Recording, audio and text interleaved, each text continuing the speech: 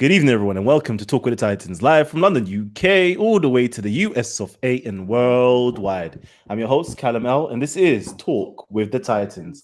Oh, man. You know, I got my Shia brothers in full force today. Brothers like Hassan Bahari, men like Shadi, and Raza, and the evil genius. Man like Said Ali. Have I missed anybody out? Apologies. Oh, no, come on. The paradise man himself, man like Fardus. What's good? Let's get it, family. Let's get it. So I'm going to put it over to my brothers, my Shia brothers. They're going in right now. They're debunking all of the Sunni lies right about now, and they're going to tell you the real. So let's get it, family. Peace. Good to go? That's you, Sayyid. That's you, Hassan Bukhari. Thank you. Thank you very much, Kalam, for inviting us on the show. You already know Deontay here and the evil genius, but other members of the team haven't been on before. So thank you very much for giving us the opportunity to come today to discuss this topic. It's really weird. Whilst I'm happy that we've come on today, it's really unfortunate that we've had to come on and talk about this topic in particular, the issue of racism. Obviously, racism is an important topic. In that, there's no doubt, and obviously, it's come to the forefront again. 25 years after the death of Stephen Lawrence, there's discussions again about racism in communities. But for us, on a very personal level, I never thought there'd be a time where we would have to come on a TV show, whatever format, to discuss the issue of racism and its alleged nexus with Shia Muslims. This was something that it just beggars belief. You know something, Callum, it's interesting. Obviously, you've had some experience as well. Members of the team have been on the channel here. Obviously, you've seen Sunni Shia differences at Hyde Park, so you're kind of familiar with the differences amongst the sects, particularly the two main sects of Islam. But obviously, there are some things that we have like a commonality, where, for example, there's no dispute. All Muslims are in agreement on a certain issue, and there's no point in disputing it. And for me, that issue, which I thought was an absolute given for all Muslims, was there's 1 billion of us, and we're all sort of bound together by the umbrella of Islam. We all come under this umbrella. There's no God but Allah, and Muhammad is his messenger, peace be upon him and his family. So the general thinking was always, it was a matter of pride that Islam is all encompassing in terms of color, in terms of culture. So it doesn't really matter if you're white, black, yellow, whatever your color. Islam is colorblind. We all come within this family as Muslims. So it really created a shock for me when we had, one group of individuals who are prominent on a certain channel. They decided, let's throw an entire sect under the bus just for our own fame or whatever their reasoning is, and I'll go through that, and let's paint them as racists. And for what purpose? For me, that was something which just astounded me. I thought there's something that no Muslim would be divided on. I mean, for us, we've got very clear traditions of the Prophet, peace be upon him, and his family, on the concept of there is no racism within Islam. I'm talking about equality, etc. And obviously, then we have modern day figures which have openly sort of talked about the fact that Islam is colorblind. If you read the biography of Malcolm X, he talks about his experiences on Hajj.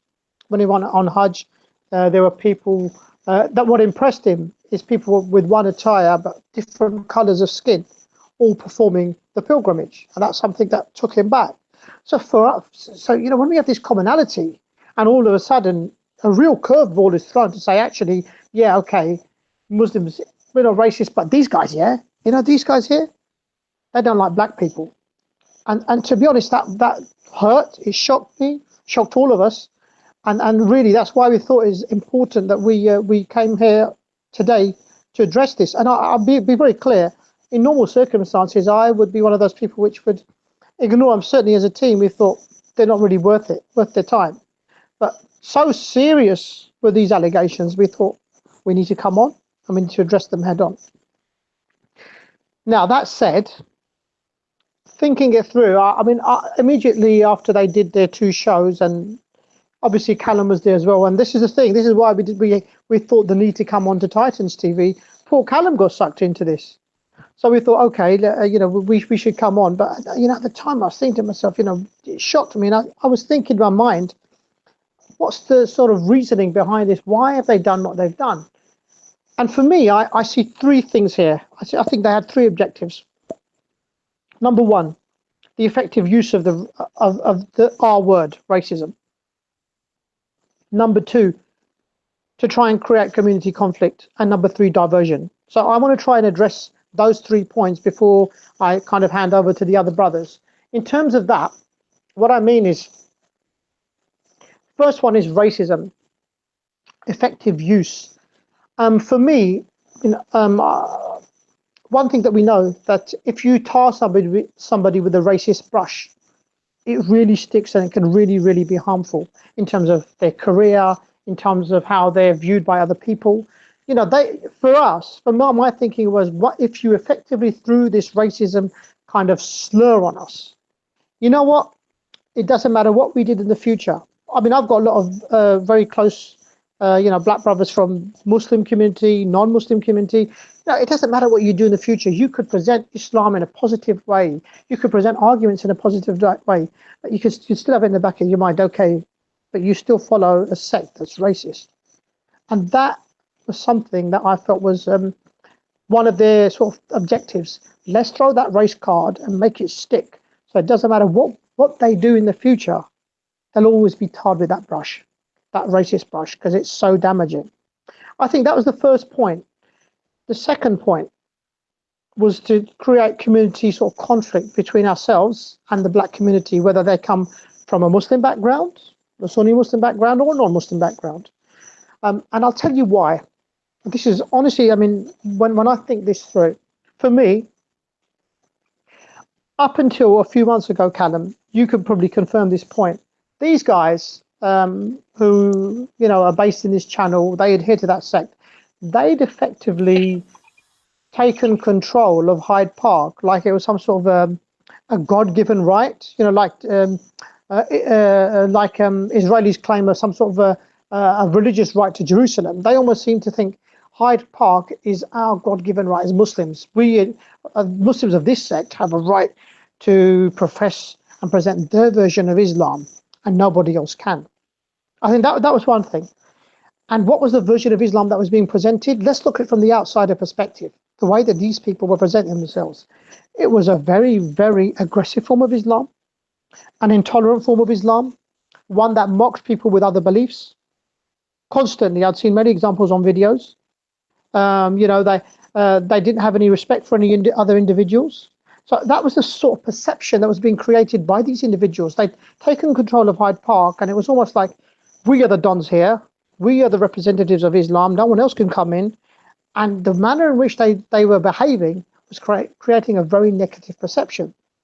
Now, if that was then, go back a couple of months on that day when we decided that we would go en masse, because obviously these individuals had been saying a lot of bad things about Shia Muslims as well.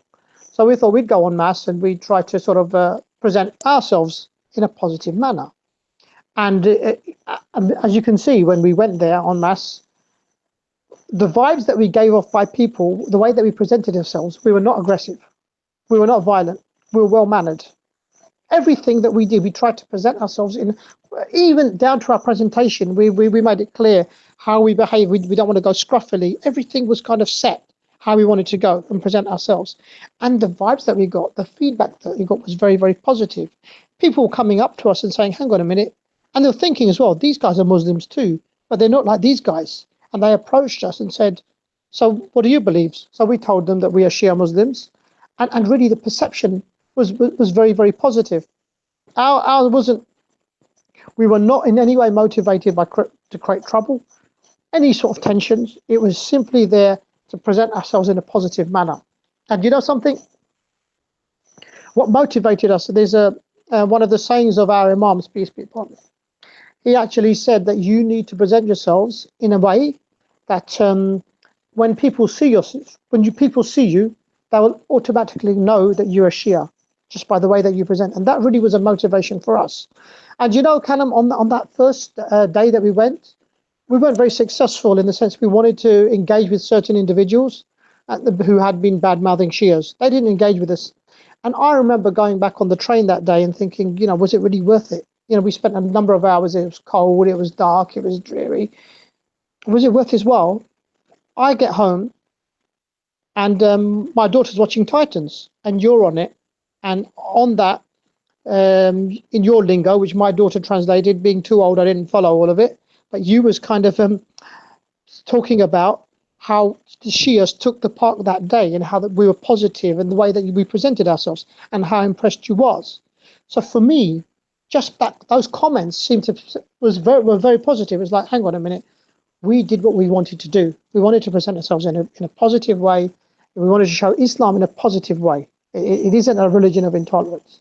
And I felt that having gone there that day in that group, I felt proud that that's exactly what we'd achieved. I think that's one of the points that I wanted to kind of stress. The other thing that I felt was really important was even after that, Kalam, there's been non-Muslims have contacted us, they've contacted the channel, you know, people with faith, people who don't have faith.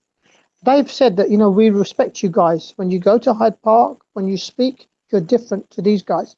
So for us, it's been a kind of a positive vibe, particularly the Black brothers who might not be Muslim, but they've given us maximum respect. I've seen how they've stood with Raza. I mean, every time we've gone, we've had no tension. They've given us that kind of respect.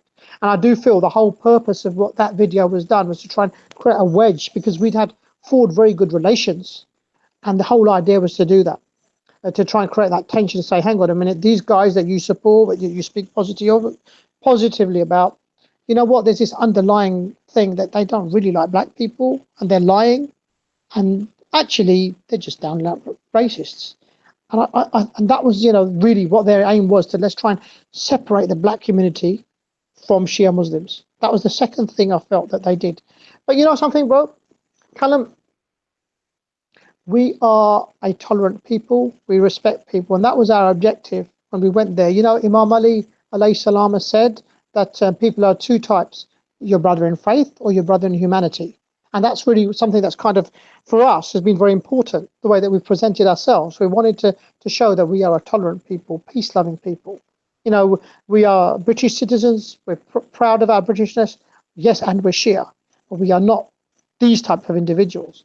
And Kalam, if you look at history from 9/11 in the West up until now, I challenge you, you'll never find any Shia Muslim that's ever been convicted of any sort of terrorist-related offence, whether it's involving a conspiracy to commit terror or partaking in terrorism, where it's involved maiming and killing innocent men, women and children. That's not our way. Unfortunately, that isn't the way of these individuals that have kind of almost hijacked Hyde Park over the years. They ascribe to that same ideology of intolerance, of hatred, where we might be not just deviant, we're non-Muslim in their eyes. You know, we're apostates. We worship idols or whatever sort of nonsense they talk. Where there's a hatred of other people as well. You know, where if you're not a Muslim, then you're a deviant, then you're an ignorant, and all sorts of name calling that you will experience at Hyde Park. You know, and there's also this arrogance that we are the right people and everybody else is deviated. So, you know, if you compare the two, you know, that sort of culture of intolerance and violence and aggression, you can see where it's coming from, and it's not us. And you know something? It's these same people, you know, which have this ideology of extremism. They have no qualms when they then partake in acts of violence in Hyde Park, whether it's verbal or physical assaults. And they've got no qualms in sharing extremist kind of poetry, which talks about beheading Shias, because this is the way that they behave. You know, my way or the highway, and we will get our point across, even if it's through aggression. And I think the third point, sorry, I've kind of harped on a bit, but I think the third, objective that they wanted to do, and I'll be honest with you, I really thought this through, it was actually to deflect attention. You see, not only have Shia Muslims become had a very positive portrayal in recent months since they've been on, obviously on your channel, since we've been on Hyde Park, and since we've set our own channel up. Not only have we been viewed positively, these individuals have been outed as extremists, thugs, intolerant people, aggressive people. So obviously, you know something, it's like if you look at history, whenever people's backs are against the wall, even if it's governments or whatever, they'll try and create some form of deflection. So the issue goes elsewhere. So don't look at us, because all the heat was on them. We're seeing individuals that are aggressive and violent. And I thought, I tell you what, the best thing to do now, let's deflect attention and let's portray Shias as racist. Whilst everyone, the black community, everyone's kind of spitting on them and reviling them, all the heat is off us. And I think that was a real kind of a motivation for them to do what they did. And I do think that was really something that was important to them. For them, it was almost a necessity. It was quite literally the proverbial had hit the fan for them, and they needed to throw it elsewhere. Now, in terms of there was one thing, Kalam. I'll address that at a point in a second. Kalam, I think your video, you yourself said a very interesting point. You said, what are you guys doing? Have you got a genuine fear that black people will have some sort of interest with what Shiism is about? And honestly, Kalam, bro, you hit the nail on the head. We're not talking about converting people to Shiism. No, we are talking about people having an interest to see the Shia side of things. And you're absolutely right, Kalam. This was what it was all about. They did this video. Why do you think they said something to you? They said, oh, well, if you was on the street in Iran, they would spit on your face.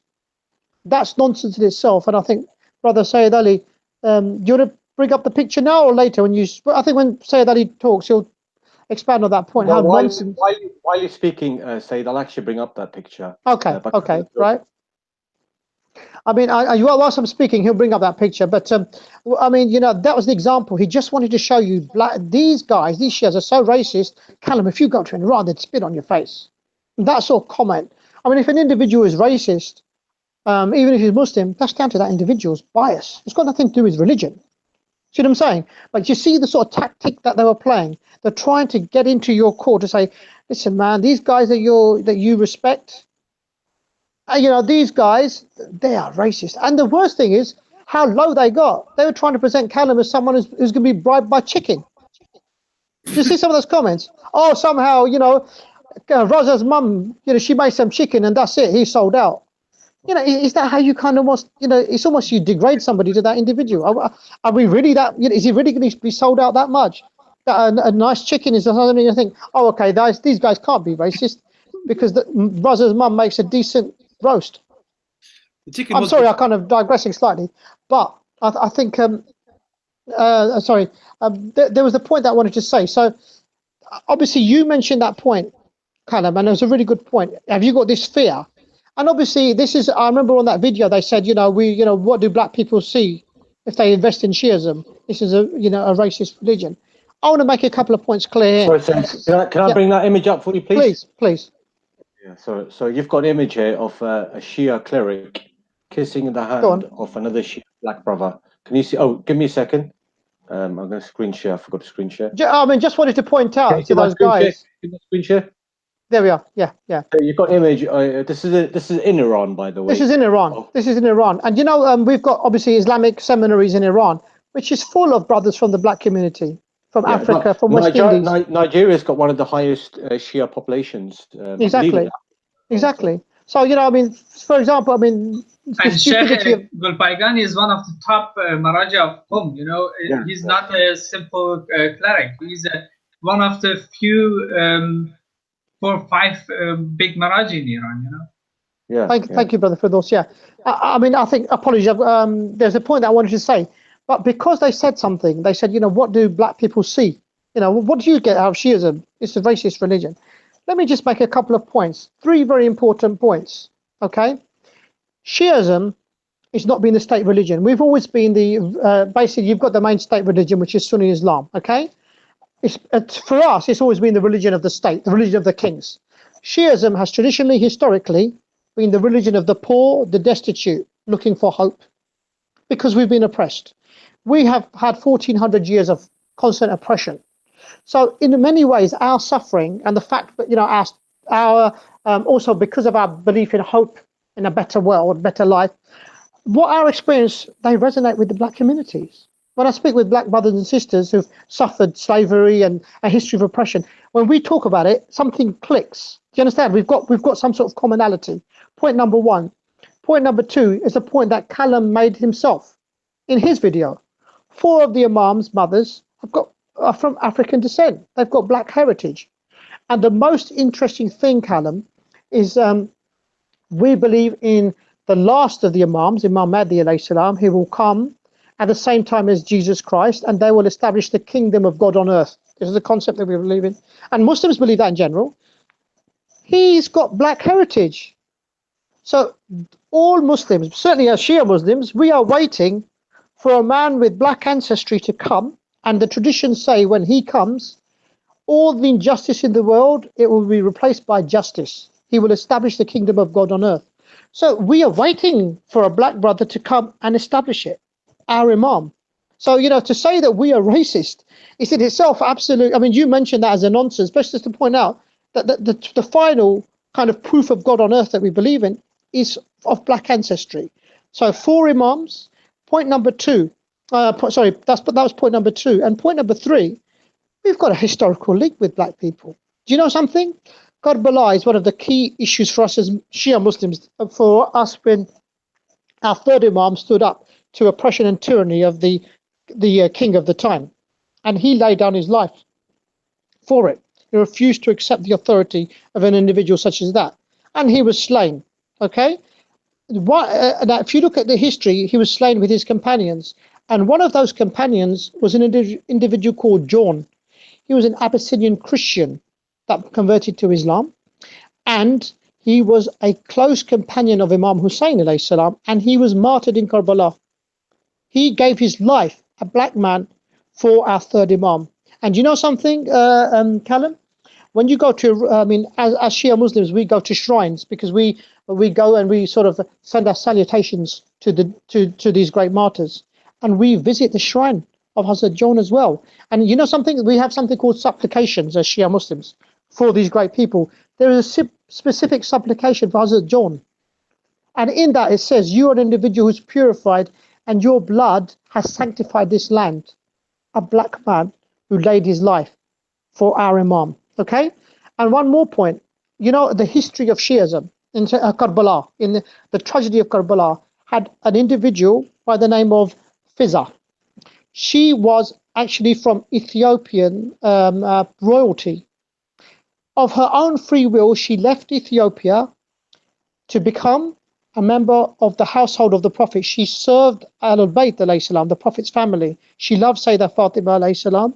She brought up her sons, and she could have gone. She gave up this life of pomp, of royalty, and she saw all of the suffering of Karbala. She could have gone back to Ethiopia. She stood there, she oversaw this tragedy, and she was the rock of all, because in Karbala, men and boys were slaughtered. She was the rock for the women there. A black lady, she stood up to oppression. Wherever things were said against them, they were suffering oppression, she stood up and spoke. Time and time again, there's examples of her. So for us, and you know something, Kalam, she remained alive until the 5th Imam. They used to call her mother. That's how close the association was. So for us, there is a direct nexus between ourselves as Shia Muslims and the black community. We owe a lot to her. Hassan Bahari, just a quick point as well, because to be honest with you, all these personalities, we can do a whole show on them. Yes. Yeah, because do you know something, Kalam? Sorry, bro. Say one quick point. I just want to point out, even the shrine of Sayyidah Fizza in Damascus, she's buried in a very famous cemetery called Bagh-e-Saghir. Correct. And in that cemetery, since the Shias have been visiting there, they've recently reconstructed her shrine again, and they've even built a roof. So, if our attitude towards black people was something negative and we were racist, would we have ever done that? Exactly. And another thing, Kalam, you know something? Like we're talking about this very topic. My daughter in year 7 for Black History Month, she did her whole topic on Hazrat Fizza. just to talk about black personalities and their obviously during Black History Month and how they've impressed her, and she did all the research on this topic. So for us as Shia Muslims, it's a matter of pride that we have got black role models, and they're not like, you know something, bro. I'll tell you something, Kalam. You know, we had plenty of black brothers which were really vexed up by this, and they wanted to come on and speak as well. But you know what? We did this on purpose. We didn't bring them because we didn't want these clowns to say, "Oh well, they've got a token black guy here." We didn't want to do that. We've got brothers which can come on the show. They were really, really angry, but we said, "Listen, you bros, let us deal with this. We'll bring you on other shows. We could show you many, but this is our time. They've accused us of racism. We're going to set the record straight, and it's a one-off. You know, they can do as much comedy as they want thereafter. Because it was important for us to come on and present ourselves, we've done it today. So, inshallah ta'ala, I think that's my opening. Apologies, it was a bit long. And if I'm going to switch my mic off, and if the other brothers want to continue. Yeah, I'll continue. So, before I start, I just want to begin with a few notes. I'd like to say thank you to Sheikh Ahmad Salman for his assistance. God bless you. Thank you for the material that you've given us.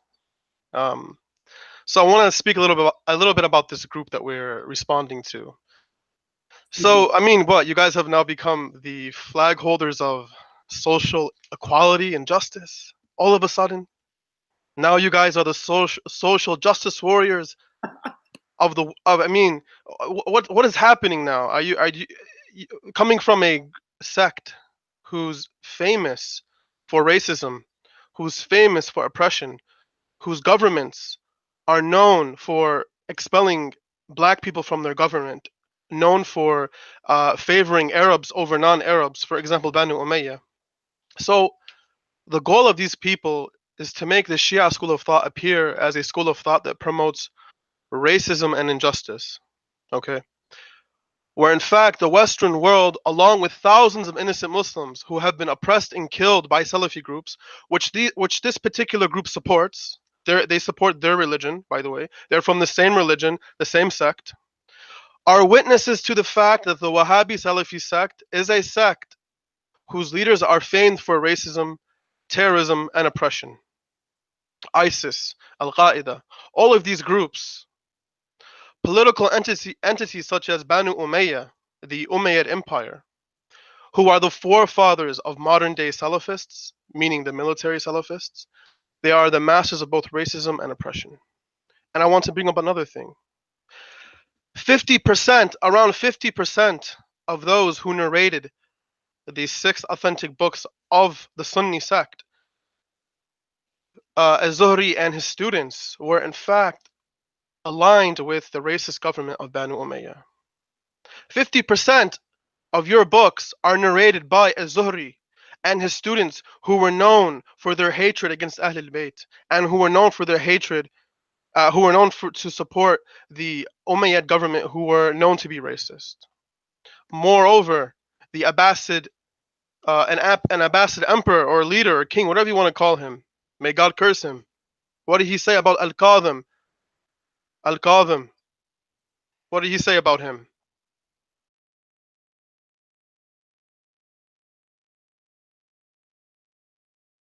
Shadi, your microphone is on mute. Sorry.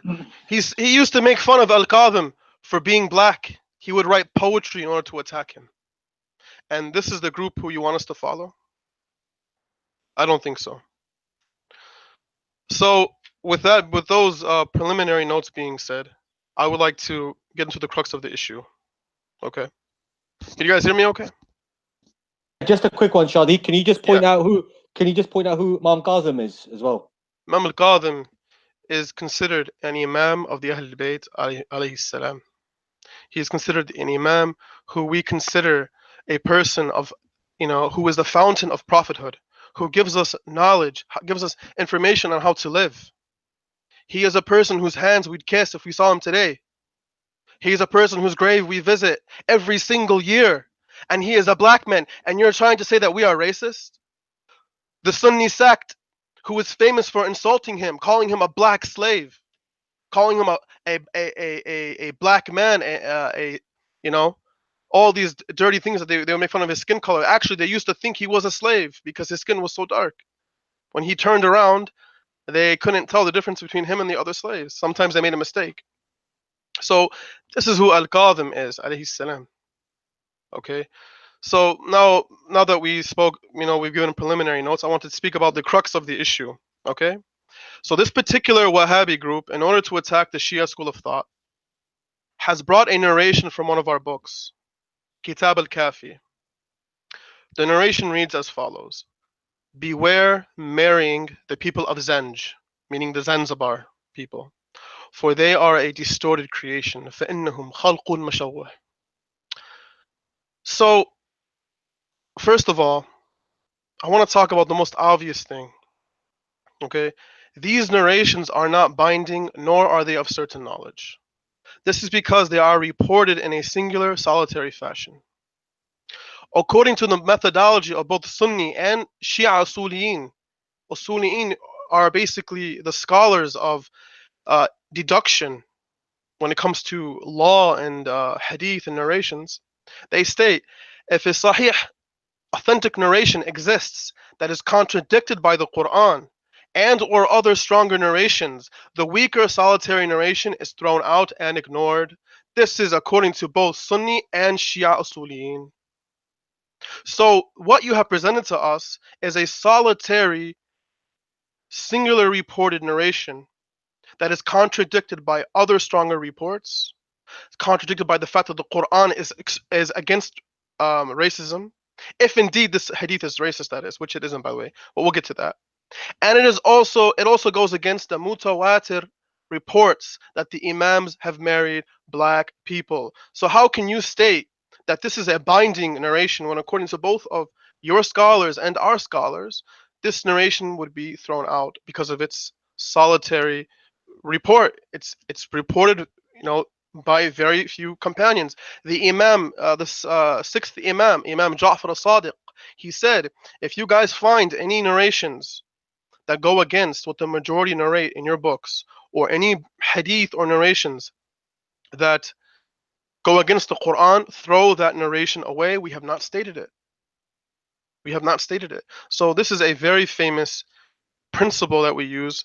I mean, honestly, if you go into the Sunni books, I can find you authentic narrations that are ridiculous, that are even worse than what they're stating. Same thing with us. This is how religion works. When it comes to,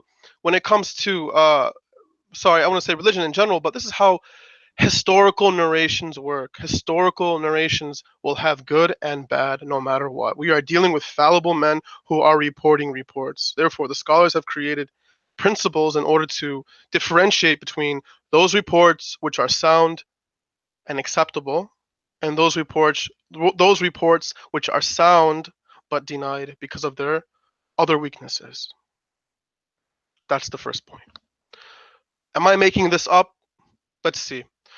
We find from the famous Usuli Mujtahid Muhammad Baqir Sadr, the Iraqi scholar. He writes in his book, his famous Usul book, page 33, volume 7, who mentions this exact narration and the exact narration about the Kurds. He says, and I quote, for example, if there was a narration, i.e. a solitary narration, that attacked a specific group of people or race and talked about their bad qualities, or that they are a type of jinn, demonic figure, then we say this has clearly contradicted the Quran, which clearly outlines the unity of mankind. This is a mujtahid. A mujtahid, for the people listening, a mujtahid is a person who has reached a level of Islamic scholarship where they can be followed and whose rulings are binding on you if you follow them. By the way, they also have scholars who are of that level from the Sunni sect who were racist. And for example, Imam Malik, and the person who made the video, he himself admitted it. He said Imam Malik would say racist stuff, and his student or whatever, Ibn Hazm, would correct him. Habibi, Imam Malik is one of your pillars. He's your mujtahid. He's one of the scholars that your school makes taqleed of. There is no comparison here. How about the Sunni side? As-Sakhawi, the famous Usuli scholar, in his book Al-Ghaya, page 260, volume 1, and I quote, Just because a narration has an authentic chain does not necessitate that its contents are sound.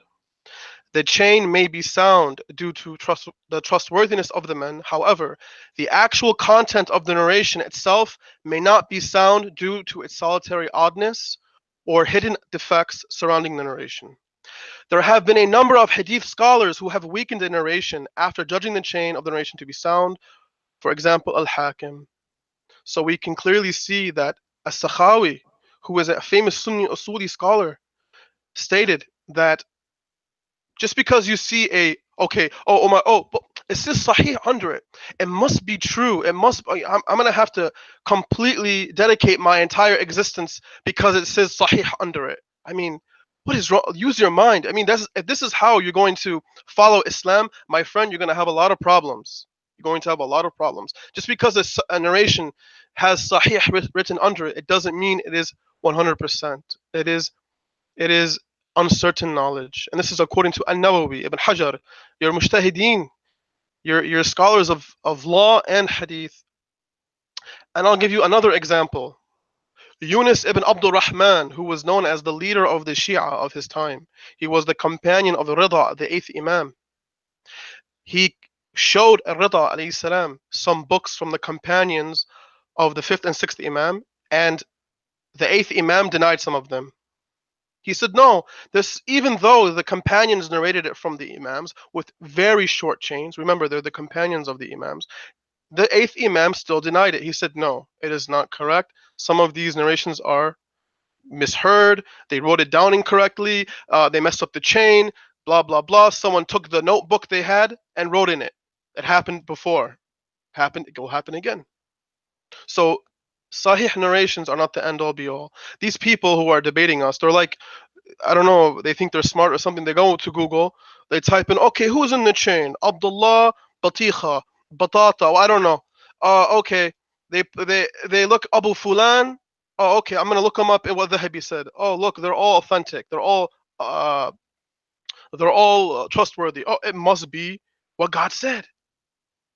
I mean, they've dedicated their lives basically to this. To looking up like robots, oh, okay, what did they say about this person? No, that's not how you live your life. That's not how you analyze religion, based upon who said what. You look at the content. You look at what's being said, not who's saying it. Okay? What else can I say about these people? I mean, so even if we were to accept this narration to be authentic, okay, there would be no issue. For the people of Zanj, the tribes of Zanzibar, who were described as khalqun mashawwah, a distorted creation, they were famous for putting plates into their lower lips.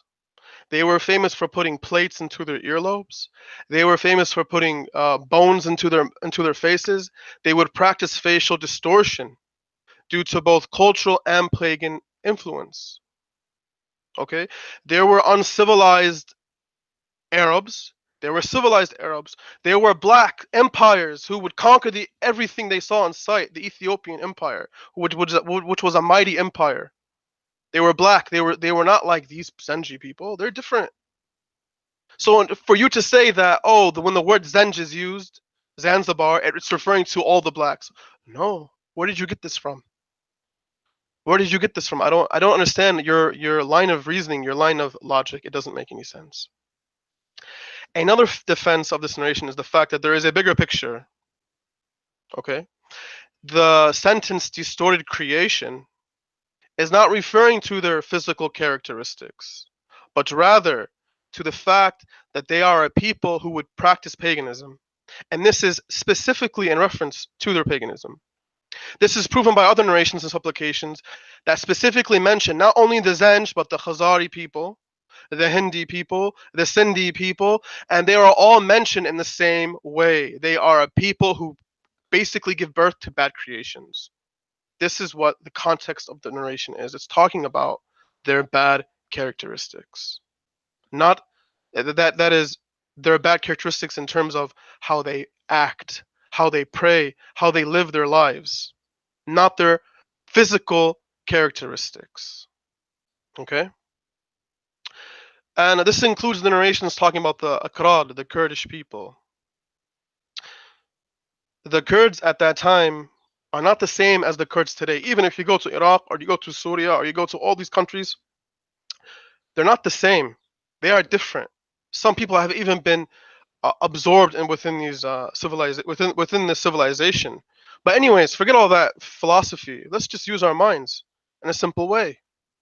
The people that he's talking about are the people who dwelled in the mountains, who were known for practicing sorcery and possession. Hence why he said they are a type of jinn, with the kashaf, with the a cover is removed from them. That's how they're a jinn who has a cover removed from them. That's what it means.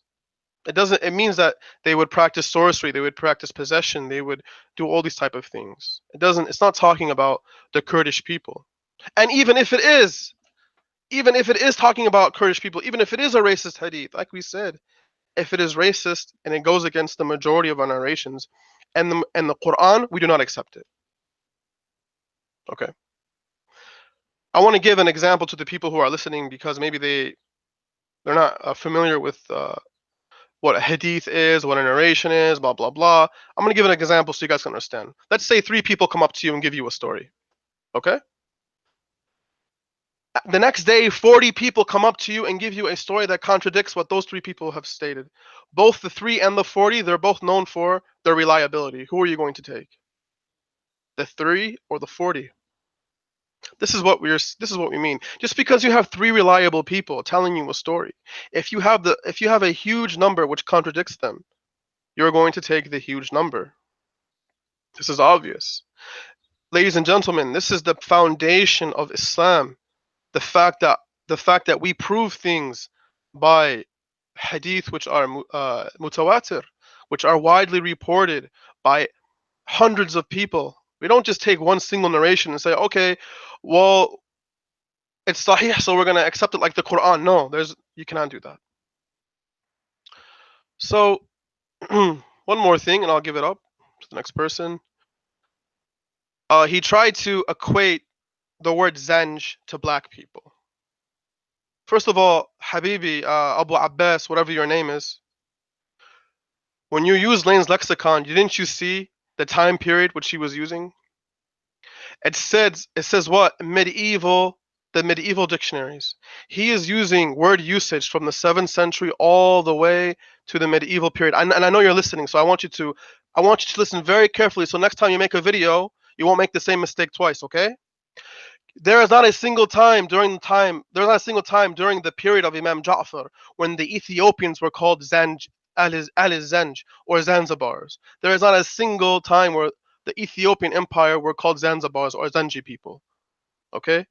So your little trick of going into Lane's lexicon is ridiculous. You have no proof because you're using a dictionary which goes all the way to the 15th, 16th century word usage. The hadith was stated what? During the time of the 6th Imam. There's a huge time gap. Okay? There's a huge time gap. What else? I'm going to bring up another funny and absurd comment that was made by another person. Actually, the same person who stated that the Shia school of thought contradicts itself because the imams would marry black people, while at the same time we would have hadith which are racist. First of all, Habibi, listen to me, okay? So you can understand. What you failed to grasp is the fact that the imams marrying black people is mutawatir. It is widely reported. The so-called racist material that you're bringing are solitary. They are singularly reported according to every scholar. Abu Fulan to Abu, I don't know, Trump, whatever. Habibi, listen. All the way to Trump. Let's just put it that way. This is fake news. I'll put it that way. This is what you're stating is fake news, okay? But anyways, from all the way to the beginning of Sunni scholarship all the way to the end, if a mutawatir report contradicts a solitary report, the solitary report is thrown away. It isn't used. Okay? And finally, the most I don't know what he was thinking when he stated this. He said, "Oh yeah, you know, Sunni scholars did say some pretty racist stuff." What else did he say? He said, "Oh yeah, Imam Malik said some racist stuff, you know, but he was corrected. We don't have infallible imams like you do." Yeah, Muallim, listen. The interpretation of a prophet from a fallible person is also considered fallible. Just because somebody says, "Oh, you know what? This is what the prophet stated," that's still his opinion, unless he quotes the prophet word for word. That's what the prophet is saying. But if he gives a commentary or a fatwa, or he makes a ruling based upon what the prophet said, this is his opinion. If you go to any scholar, whether Sunni or Shia, you go up to him and you go, "Is this your opinion?" He's gonna say, "No, Habibi, this is istidlal min al-Nabi. Habibi, this is from the Prophet himself. I'm just giving it to you. I'm just doing the work for you. I'm making deduction for you." That's what they'll say, both Sunni and Shia. So obviously, if our scholars make a legal ruling that states, "Oh, you can't marry Kurdish people," or "Hey, you know what? There's going to be some problems if you guys marry blacks or that, whatever." By the way, which is found within both schools, and both schools actually contradict each other as well when it comes to rulings. We have Shia scholars who say, "No, this is nonsense. Marry whoever you want." Some Shia scholars say, "No, don't do it." My understanding of the narration is it's not good for the social whatever fabric of your society. You're going to cause problems with the kids. A black dad and a white mom, they're going to cause them problems and fight with them because Arab people are racist and stubborn. This is one argument that a mujtahid could give. Okay, obviously he could be right or wrong. That's his opinion. Or another person can say, "You know what? Forget that. Who cares if their dad is black and their mom is white? We don't care about what other people state. We only care about what our religion states. They can marry. There's no ruling that's stopping it." That's one thing a scholar could say. So again, even the Sunni sect have differing opinions. So for you to say, "Oh, well, there's some fatwa," Habibi, I can show you fatwa. If I show you right now from your books, you will never accept it. And in fact, I have done that before. I went on your forum and I showed a fatwa from Ahmad ibn Hanbal. You guys deleted the whole thread and then banned me. And then Shimrani, what did he say? He responded to me. He said, "Oh, it must have been a manuscript error." A manuscript error? That's what he said. So, I don't know what you want me to say. Hold on. Manuscript error, you know. That's a manuscript error, yeah. Anyways, I mean, I was drinking my coffee, enjoying myself. Today is what? What's today? What is today? I don't even know what the day is. Wednesday. I thought, I'm gonna drink some coffee, enjoy myself. Now I have to respond to the KFC forum, the Kentucky Fried Chicken. That's what we used to call them because, Shadi, I just don't want take to them seriously. Shadi, I just want to elaborate on a point just before I pass on to Brother Firdaus. Go ahead. Right. So he mentioned the fact that, look, scholars are not perfect, they're not infallible, and they can make mistakes, right? So why doesn't he accept this criteria when it comes to us? Scholars can also make mistakes, they can come to a ruling. It doesn't necessarily mean that it's correct. The irony is that he's come to an opinion that certain Shia scholars have, detested marriage with certain ethnic groups, which is fine because later on in the show we will show from their books that they've not just got issue with marrying black people, but even Asian people, Oriental people, and so on. So it's going to get really interesting. So, Brother Firdaus, without further ado, I'll pass on. I don't know if you want to elaborate on Brother Shadi's point regarding those traditions. السلام على محمد وعلى الطيبين الطاهرين على أعدائنا أجمعين. السلام عليكم ورحمة الله وبركاته. MashaAllah, very eloquently put by Brother Shadi. So from his eloquence to me with my broken English, I will try my best to present the points that were mentioned in their video. So I just begin with the Quran itself, that Quran came and removed all the racist stuff that exists among the Arabs, and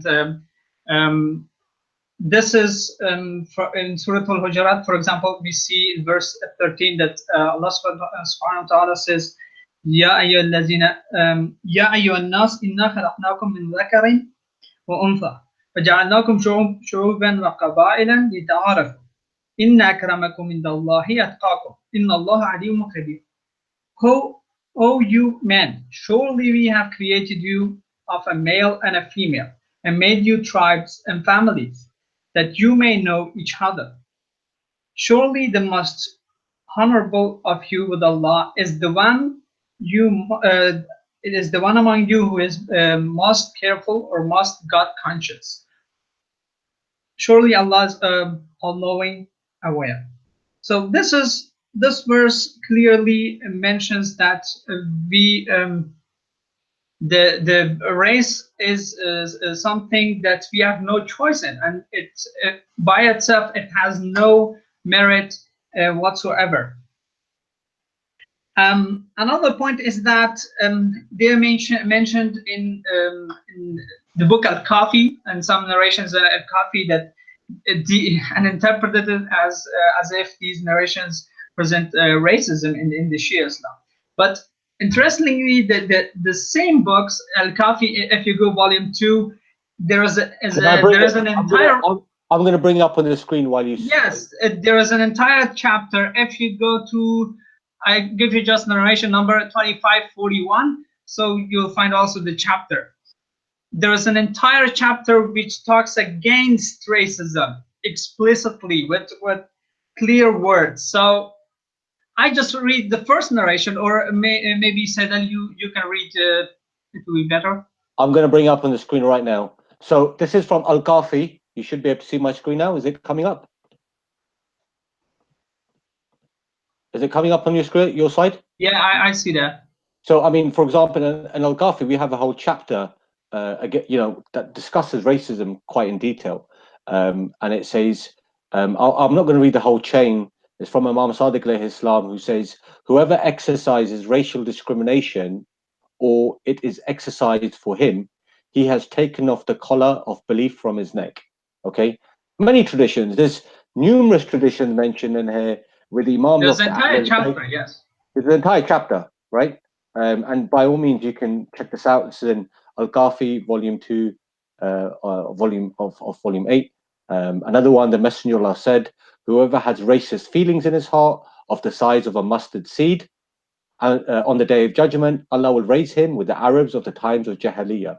And again, this tradition here, it's a Sahih tradition. All the narrators are reliable and accepted. And by the way, the same tradition, ironically, is found in Sunni Hadith as well. But we are going to later in this show apply it to some personalities who failed this test. So yeah, please continue, brother. For yeah, can I make more comments before you continue for those? Yes. So you saw Sayyid Ali brought a authentic narration, which authentic, its chain is acceptable, which clearly contradicts the apparent meaning, if you want to say it's apparent, of the hadith that they're bringing. We could stop here and end the refutation right now and say that's it. Yeah, exactly. Because when it comes to the Sunnah is not the narrations of the Prophet. The Sunnah is what you deduce from the narrations of the Prophet. The Sunnah is what the Prophet really said and really did, not as what is reported from him in a singular fashion. So there is a difference between Sunnah and Hadith. Yes, the Sunnah is found within the narrations, the Hadith. However, you have to deduce using the sciences of Islam. You have to deduce this information. You have to deduce the Sunnah of the Prophet ﷺ. It's not just it's an authentic narration. It's automatically what the Prophet said. No, that's not how any scholar functions or works in our religion, whether Sunni or Shia. Go ahead, Firdaus. Yes. With that mentioned, also there are two other these points that we do, two other criteria that we use in accepting narrations. And the first one, the very first one, is that which also Shadi mentioned, and that is that we match everything with Quran itself. If it contradicts Quran, it's thrown against the wall. even if it has the most authentic chain. So this is what we have learned from the Ahlul Bayt, from the family of the Prophet, that this is how you should accept narrations from us. Everything that we say, everything that comes to you from us should be in accordance with Quran. If it contradicts it, throw it against the wall. No problem in that. So the second point is that another criteria is that if something is accordance with Quran but contradicts other narrations, narrations which are more authentic or which have been narrated with more chains, as in this case in the races chapter, you see at least 7 narrations in that chapter.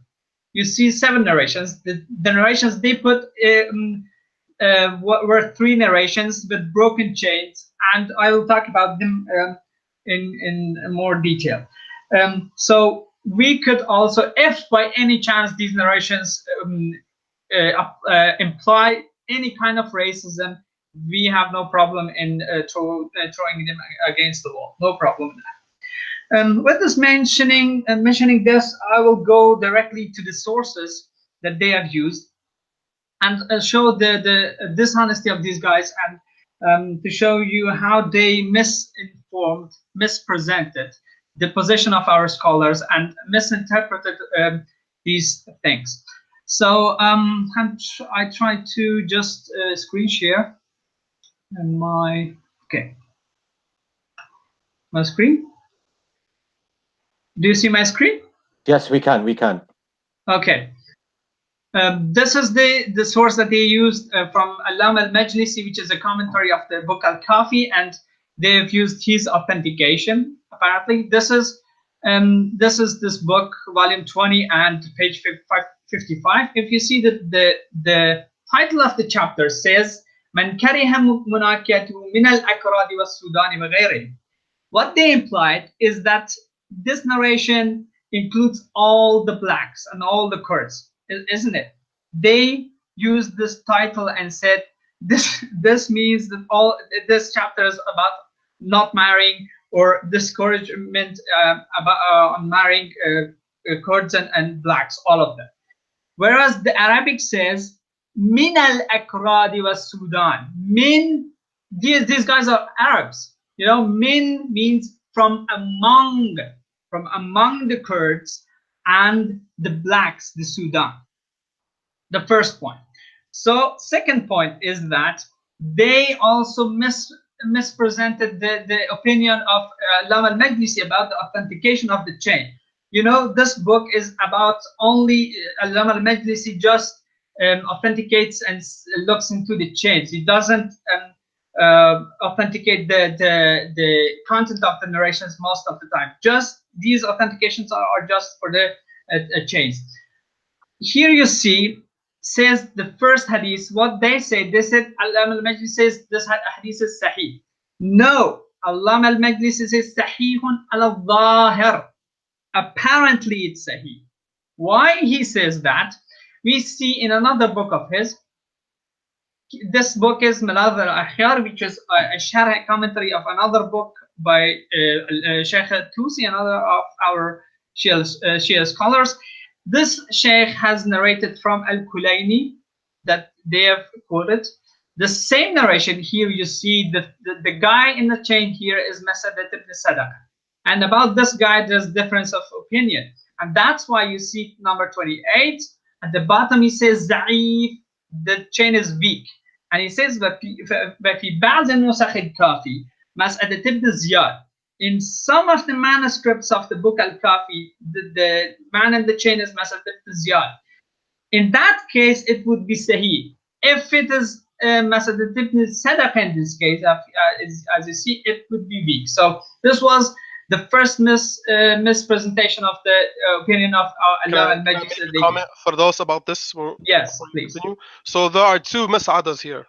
There's a Mas'ada, the companion of Jafar al-Sadiq, who is considered reliable, and then there is another one who with the same name, who was the companion of Al-Baqir, who was considered A Sunni, unreliable, or majhul, or unknown. So he's saying which one is it? It depends. If you say it's the first, it's authentic. If you say it's the second, it's not authentic. Yeah. So we don't know 100% for sure. Yeah, there is an entire discussion about this with who this guy is, because the sub narrator from both those guys' books is the same guy, whose name is Arun ibn Muslim. So this is why there's a big discussion. So I just wanted to mention this kind of dishonesty from these guys. The first point, as about the meaning of al-mushawwah, the meaning of the zanj. They said zanj means all blacks, all Sudan, isn't it? They said zanj means all Sudan. The first one I mentioned from Al-Kulaini himself in a book, in the title of the chapter that Kulaini writes, he says min al-akradi wa Sudan, from among Akrad and the blacks. And the second point here, we have another scholar of ours, which is Faisal Kashani, who has collected the 4 major books of Shia into one big book, and he mentions in this volume 12, he mentions the same narration from Al-Kafi, and what he says about Zanj says, "Az-Zanju sinfun min al-Sudan, wahiduhum Zanji." A Zanj is a group of blacks, is a minority, is a group of the blacks, not all blacks. Wahidum Zanji, and one of those blacks is Zanji, not as they say. This has been mentioned by other scholars like Yusuf al-Bahrani and so on. I don't want to go into these things. So this was one point. Now we go into their scholars, what they say about Zanj. I think Kalam did a great job on refuting them on this point, that the blacks are all the Zanj are all blacks. So, but in addition to what he said, here we have a Muqaddam of Ibn Khaldun. I found an English translation of this, and I will just here present that. You need to screen share. You stop screen sharing. Bring the screen share back up if you can. Okay. Sorry.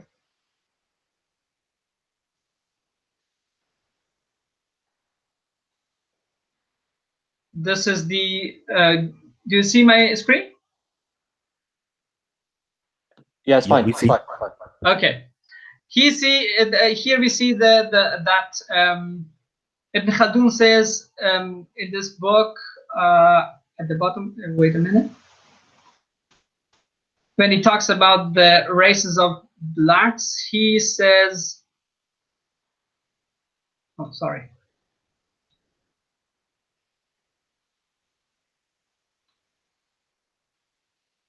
He says in this, at the bottom of the page, says the inhabitants of the first and second zones in the south are called the Abyssinians, the Zanj, and the Sudanese.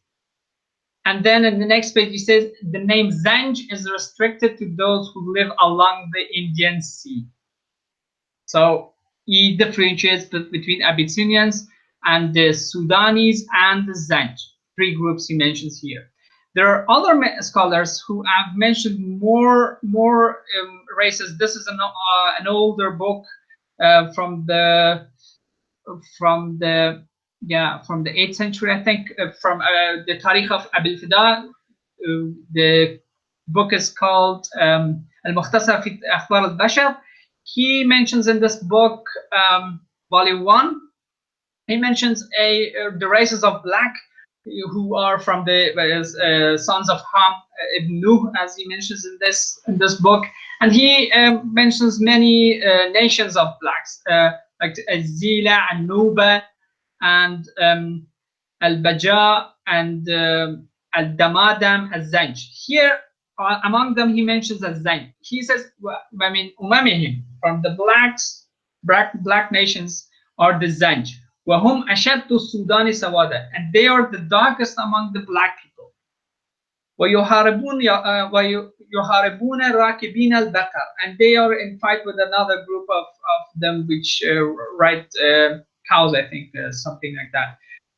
وَيَعْبُدُونَ الْأَوْثَانَ, and they are idol worshippers, the Zanj, the people of Zanj. وَأُمْ أَهْلُ بَأْسٍ وَقَسَاوَةٍ, and they are the people of wars and fighting, and they are cruel. وَالنِّيلُ يَنْقَسِمُ فَوْقَ بِلَادِهِمْ in the Jabal al-Muqsim, and he says, and the river of Nile branches out from the top of their country, their land, near the mountain of Al-Muqsim. So he even mentions where they lived. The Zanj were not all blacks, as these guys are presenting, which is just Liars. ridiculous. Yeah, Liars. It's I have so many other quotes that I just don't want to waste people's time. Just these two, I think, were very clear for everyone.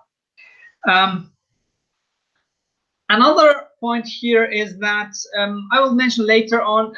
Should I go to the sources of their Sunni sources that talk about these, that have the same kind of narrations and yeah, please do. I think it's about time we uncover the reality of what their literature has said regarding specifically the black people, not the people of Zanj, but the black people in general. Please do go ahead. Okay, I just go. You see my screen, right? Do you see my screen? Yes, it's coming through fine. Okay. Here we have the book of Bayat Al Ghadeer, which is a commentary on the book of Suyuti, which is Jami' al-Saghir. And the scholar is Allama al-Manawi, one of their Shafi scholars, I think.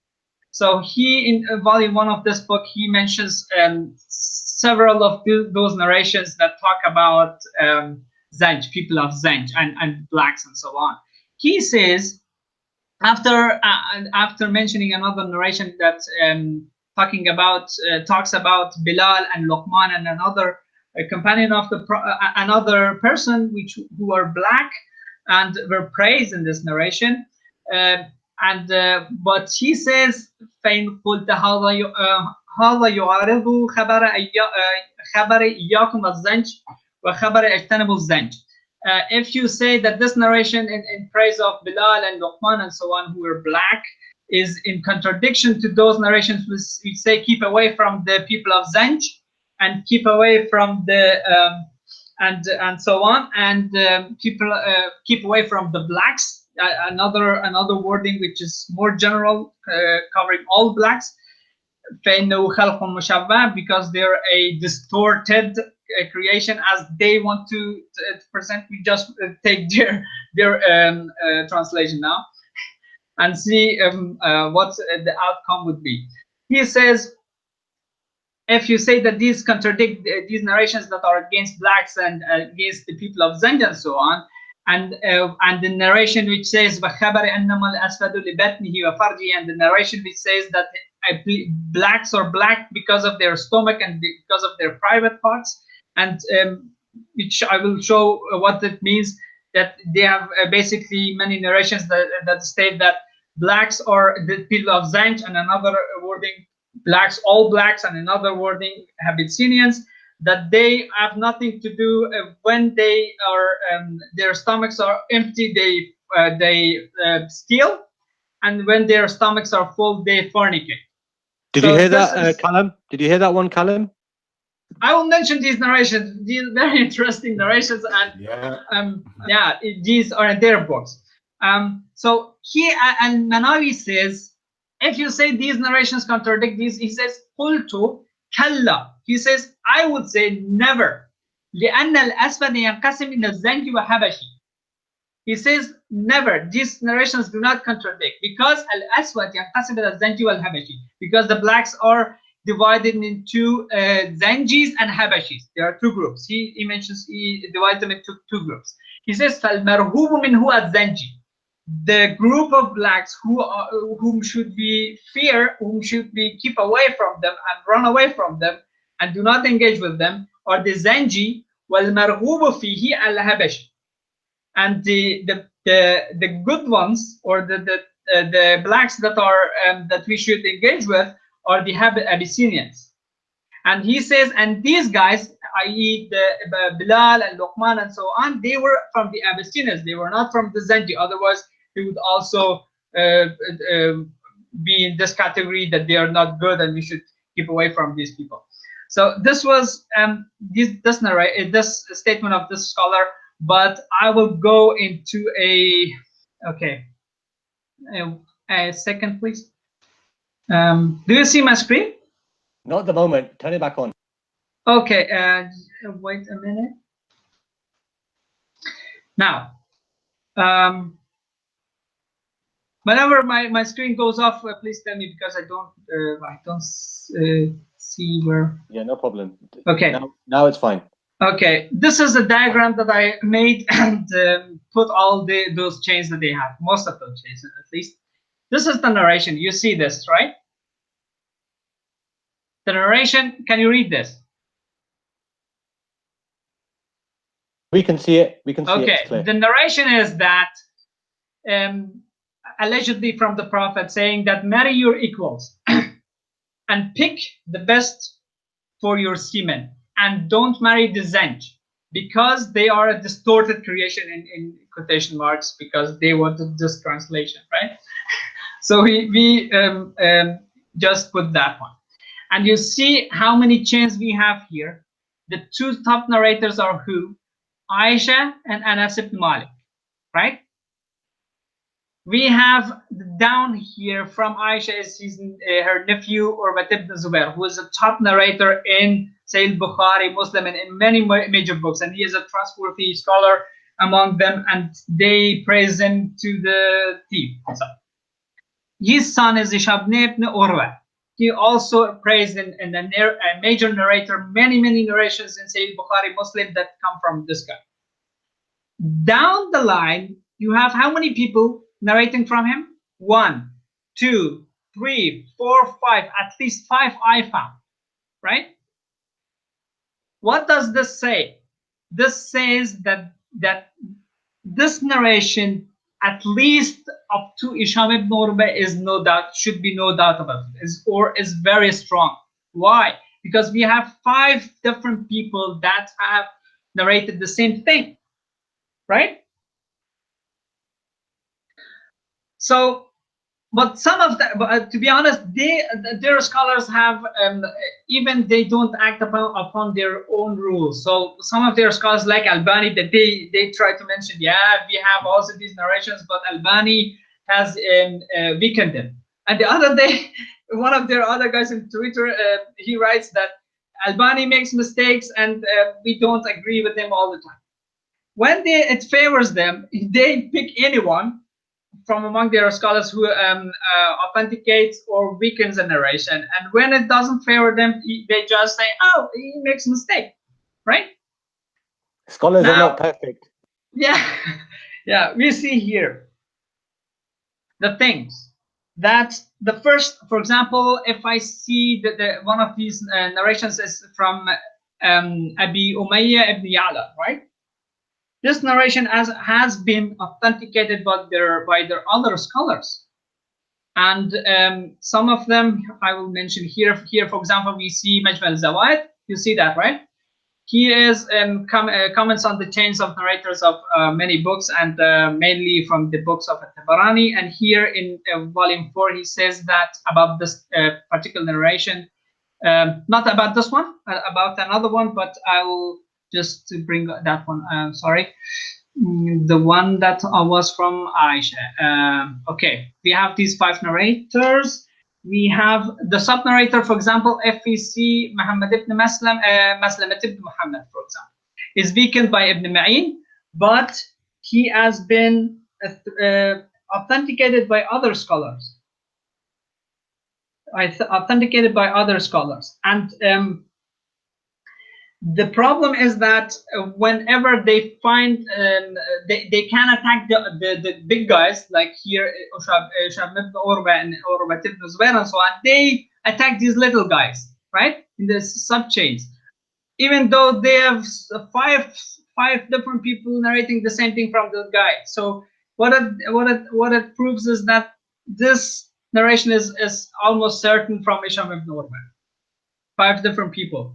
I will not bore you with going to detail who has authenticated each one of these guys and who has not, but I will show you one. This one from Aisha, I just ignore that completely, right?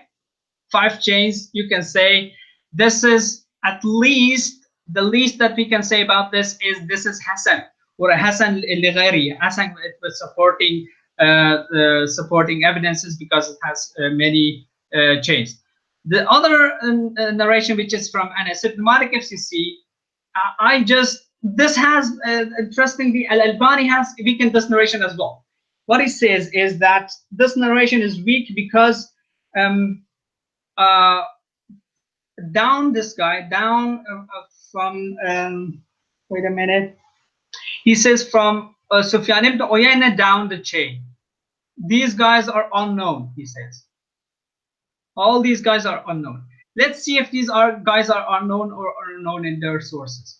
I click just here and it brings me in one of their famous websites, which is islamweb.net. Very, very famous website, and in the Arab world. And they also do a good thing that if you click upon the chain, for example, if you see here, if you click on the chain, it brings up the status of the narration. What it does, it say the rutbah or the status of narration is trustworthy, right? The first narrator that Albani says that are unknown. The second narrator, rutbah, the status of narration, thiqatun imamun hafidun, a trustworthy an imam an afil. The other narrator, the third one, Abduladim ibn Ibrahim, saduqun yukhti, a trustworthy person who made sometimes mistakes, right? The fourth narrator, the Abdulmalik ibn Yahya, the status is what? Thiqatun. Narrator is what? Trustworthy. Albani says all these guys are unknown. We see their own website, one of their own websites, mentioning biography of all those narrators, and all of them are authentic, thiqa, trustworthy, or one of them is saduq, which makes the chain of narration according to their standards Hassan, at least Hassan, which is a good chain, an acceptable chain. And the more devastating thing is that the wording of this narration is تخيروا لنطفتكم واجتنبوا هذا السواد. Yani, which means pick and choose for your semen and keep away from these black guys, these black people. فإنه لون مشوه, for their color is mushawwa. Their color is what they said mushawwa is distorted, right?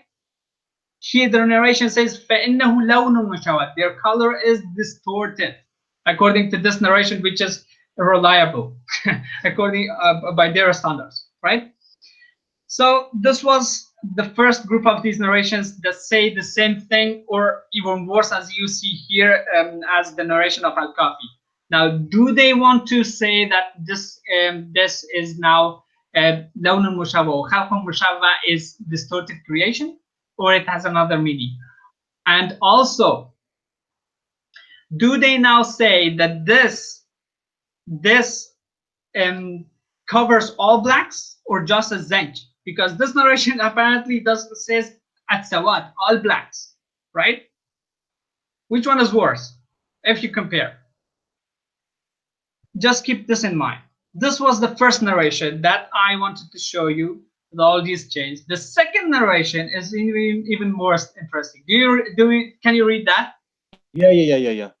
The second narration says, allegedly also from the Prophet, also Aisha is in this narration, interestingly, and she narrates that says there is no goodness in Abyssinians in this case, in this narration.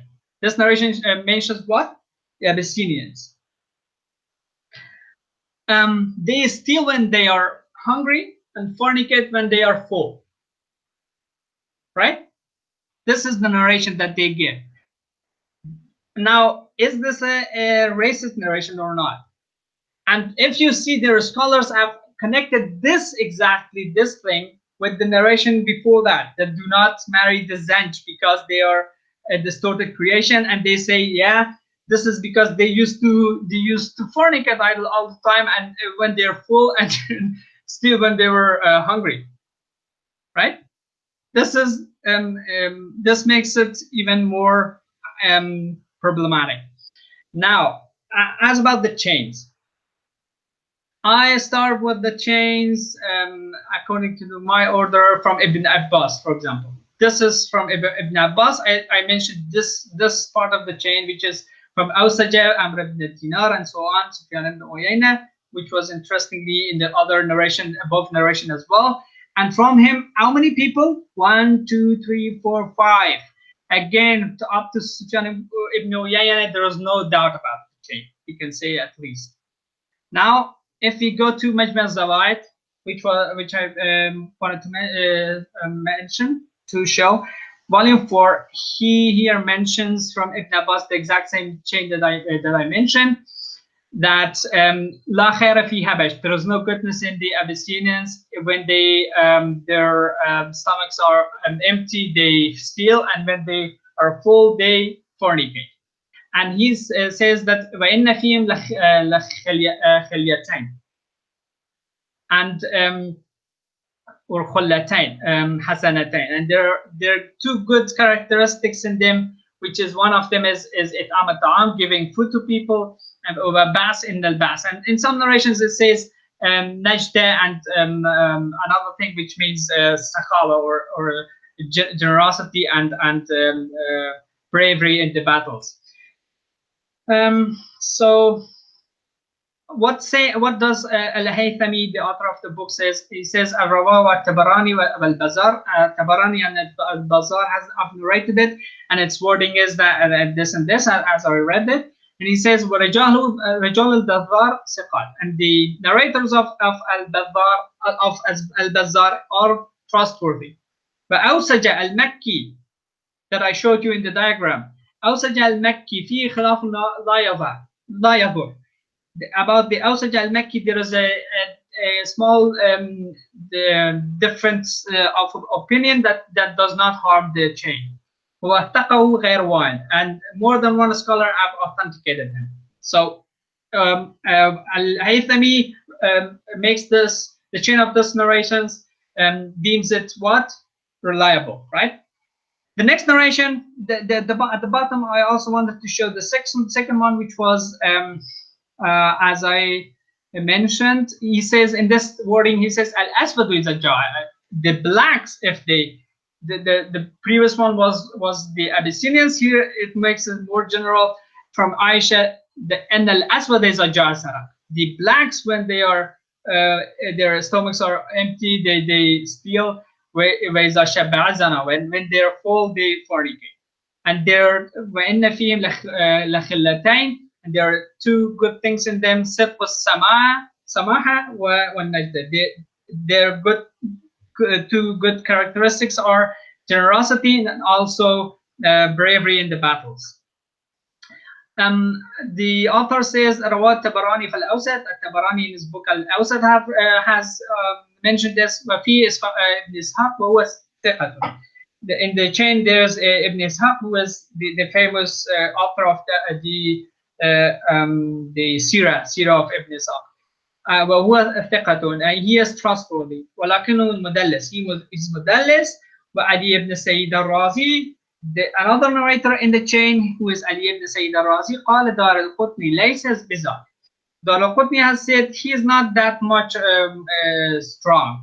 تفرد بأشياء, he has narrated some solitary narrations. وبقية رجال سيد, the rest of the narrators of this narration are the narrators of Sahih, i.e. either Sahih Bukhari or Muslim or both of them. But let's see if this guy Ali ibn Sayyid al-Razi is weak, as he mentions only the opinion of Ad-Dar al-Qutni, and see if what he says is correct. Now, if I go to the website that I showed you before, here we have the exact same narration that we are talking about, and this is the Ali ibn Sayyid al-Razi. He says, Darqutni says he is weak, right? He's not that good. But if we say the status of this guy in this website is what? Thiqatun, trustworthy. And if I want to go even more into what each scholar have said about him, you see 5, 6 scholars have deemed them, have praised them. Said, for example, Mathematical Qasim says, "Thiqatun alamun bil hadith," a trustworthy, and he was knowledgeable about narrations.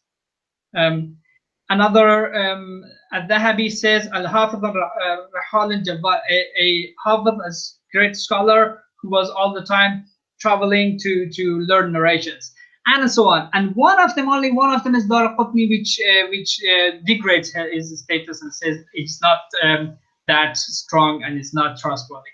And other scholars that have, he's, for example, Ibn Adi, one of the other famous scholars, says that this guy has been criticized, maybe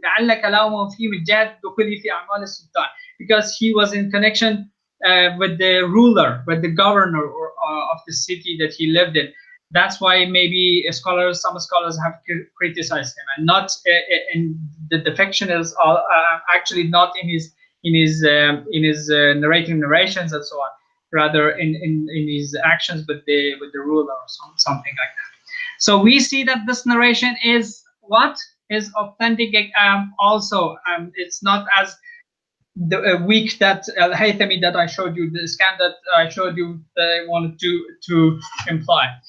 And more interesting is that the same guy here, I say, here you see Ali ibn Sayyid ibn Bishr, right? We see that another guy, Muhammad ibn Dawud, has also narrated from the top narrator, the same narration. He doesn't mention that this is also narrated. He just implies as if there's only this narration for this. There's another guy, that Tabarani, in the same book, in another volume, and here the page number you see, that has narrated the same narration. So this was this much.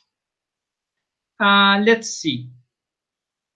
The third narration, the other narrations, I don't want to go into detail about every narration. You see, the narrations are pretty supportive of one another. At least 3 narrations, and the sub-chains are at least the things that I found are too many here. And everyone who wants to look up them, you see here, I've mentioned also the sources of the books, where these books are, where these things have been narrated in the books.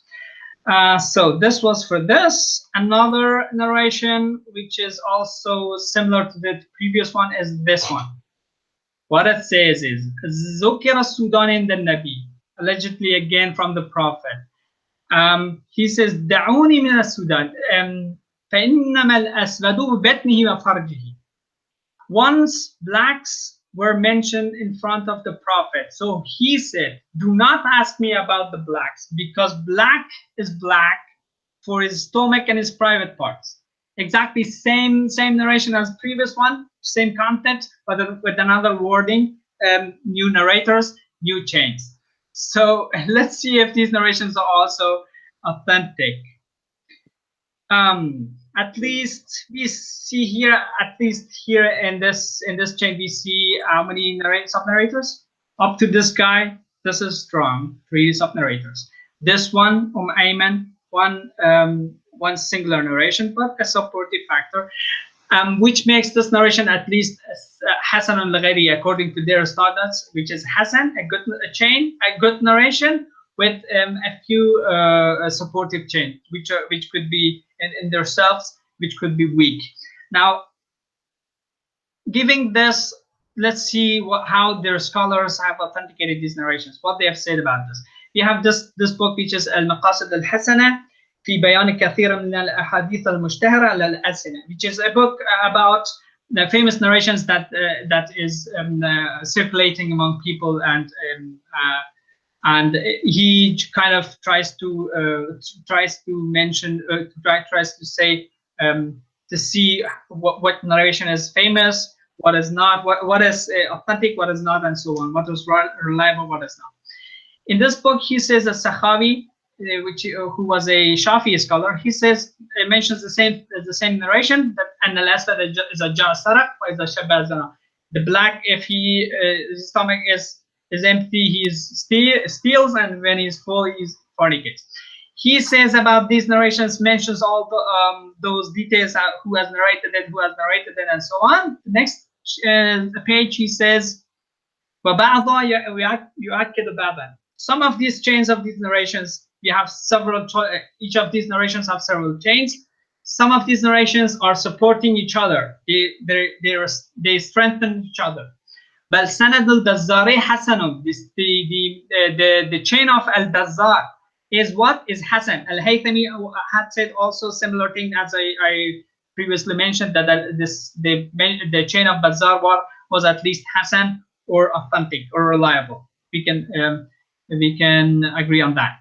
And he also interestingly says one more thing, which is وَقَدْ اعْتَمَدَ هَذَا الْحَدِيث إِمَامُنَا الشَّافِعِي. He says, and verily indeed our Imam the Shafi'i, because he was a Shafi'i, has trusted this narration, has relied upon this narration. How? And then he mentions a narration, a story of in the book Manaqib of Bayhaqi, which is about the merits of their Imam Shafi. And here the story is that a person's black slave is missing, and he comes and looks for him, and then Shafi calls him and says, you are looking for your black slave? He says yes. He says, go to the prison, to the jail, you will find him there. And then after he goes to the jail, he finds him and comes back and says, one of the people who witnessed this asked him, how did you know this? Shafi then says, I remember this narration from the Prophet that when the blacks, their stomachs are empty, they steal. When they are full, they fornicate. He says, I then thought that it should be one of those two. So the guy should have looked in the jail, and I was right. So for those, I don't want to cut you off. I think you've kind of hit the nail on the head with a final point, and that is that according to the literature, if there's a black brother missing, according to the tradition that they falsely attribute to the Prophet, you should go look in a prison, because according to the Prophet, at least the Shafi had this is Imam Shafi, right? Imam Shafi, yes. Yes, one of the imams of the school. Okay, bro, I didn't want to cut you short. I apologize because all the brothers have been waiting patiently. I just want brother Shadi to come on quickly. He might want to state some traditions. Brother Shadi, there? Been waiting patiently? Yep. Please go ahead, bro. Okay. So we're going to go to the most authentic book for the Sunnis after the Quran. They say this is the most authentic book after the Quran. This is what Sunnis say. So what does their book say? The most authentic book after the Quran. Let's see. So let me bring it up.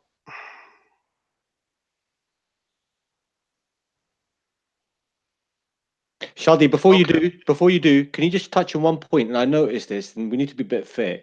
The poetry which they brought up. Yeah, I'm going to talk about that too. Okay, brilliant. Please go ahead. So this is from Kitab al-Ahkam.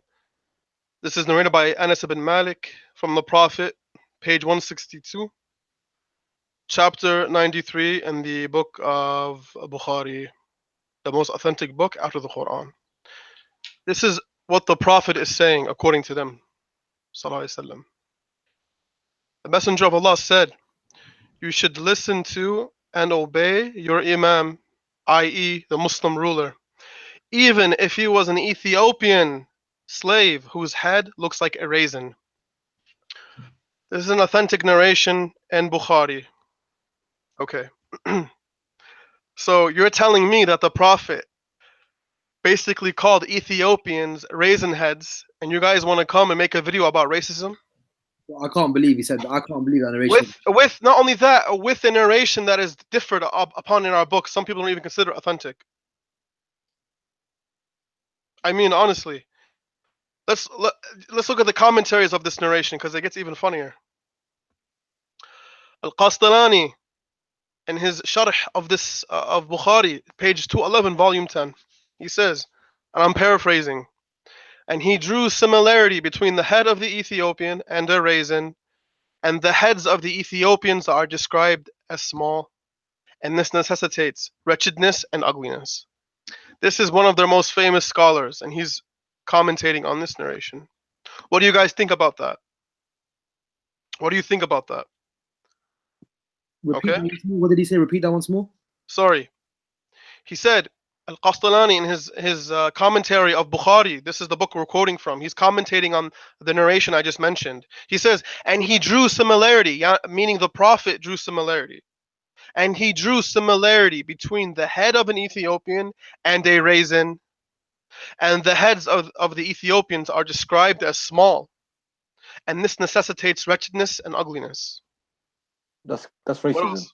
I'm paraphrasing, by the way. I don't want them to go, oh, he's mistranslating. He's not. Okay, if I'm mistranslating, then do yourself a favor, post where I mistranslate, and read the Arabic out, and show me where I made the mistake, because I am not mistranslating, like you guys accused me of doing last time.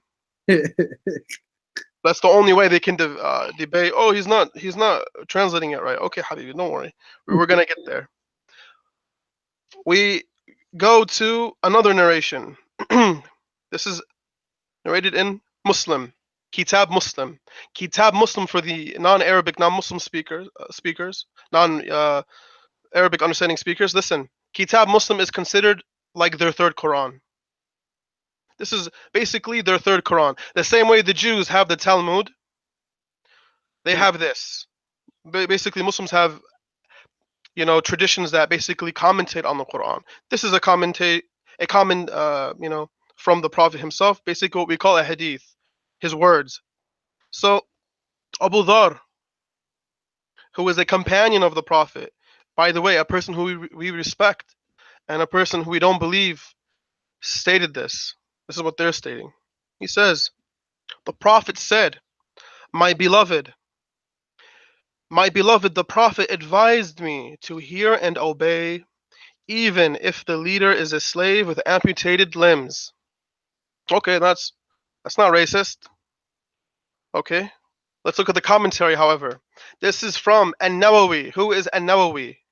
An-Nawawi, funny name, but he is one of the most respected, actually the most respected Shafi'i scholar, and he is the scholar which every single Sunni who follows the Shafi'i madhab has to follow him. He is the doorway to Shafi'i. He's the Mu'tamid scholar, and their Mu'tamid means relied upon. This is what he says. He says on his commentary, volume 9, page 67, the slave is known generally to be vile. Khasis. Khasis is like someone who's wretched, vile, someone who's insidious. Then what else does he say? And his blackness is another deficiency. There you go. How is that not racist? How is that not racist? We'll see. There's even more. Look, there's more jewels to be found. Look, Ahmed ibn Abi Sulman. And I'm going to explain who this person is in a second. He says, whoever says that the Prophet is black is to be killed. This is in his Ash-Shifa, page 765. Qazi Ayaz. Whoever says the Prophet is black is to be killed. Just one point here, Shadi. Yeah, some may claim here, right, that here the blackness might refer to something else, okay?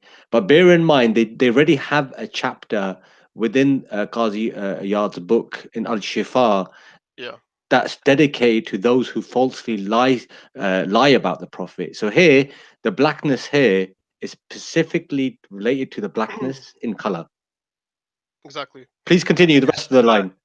Ash-Shifa is the book of Qadi Iyad, right? And then this is Ahmed ibn Abi Sulman is being quoted by Qadi Iyad, right? Yes, that's correct. That's correct. That's right. And Shadi, you missed the most important line. What's the last line that says in the reference? What does it say?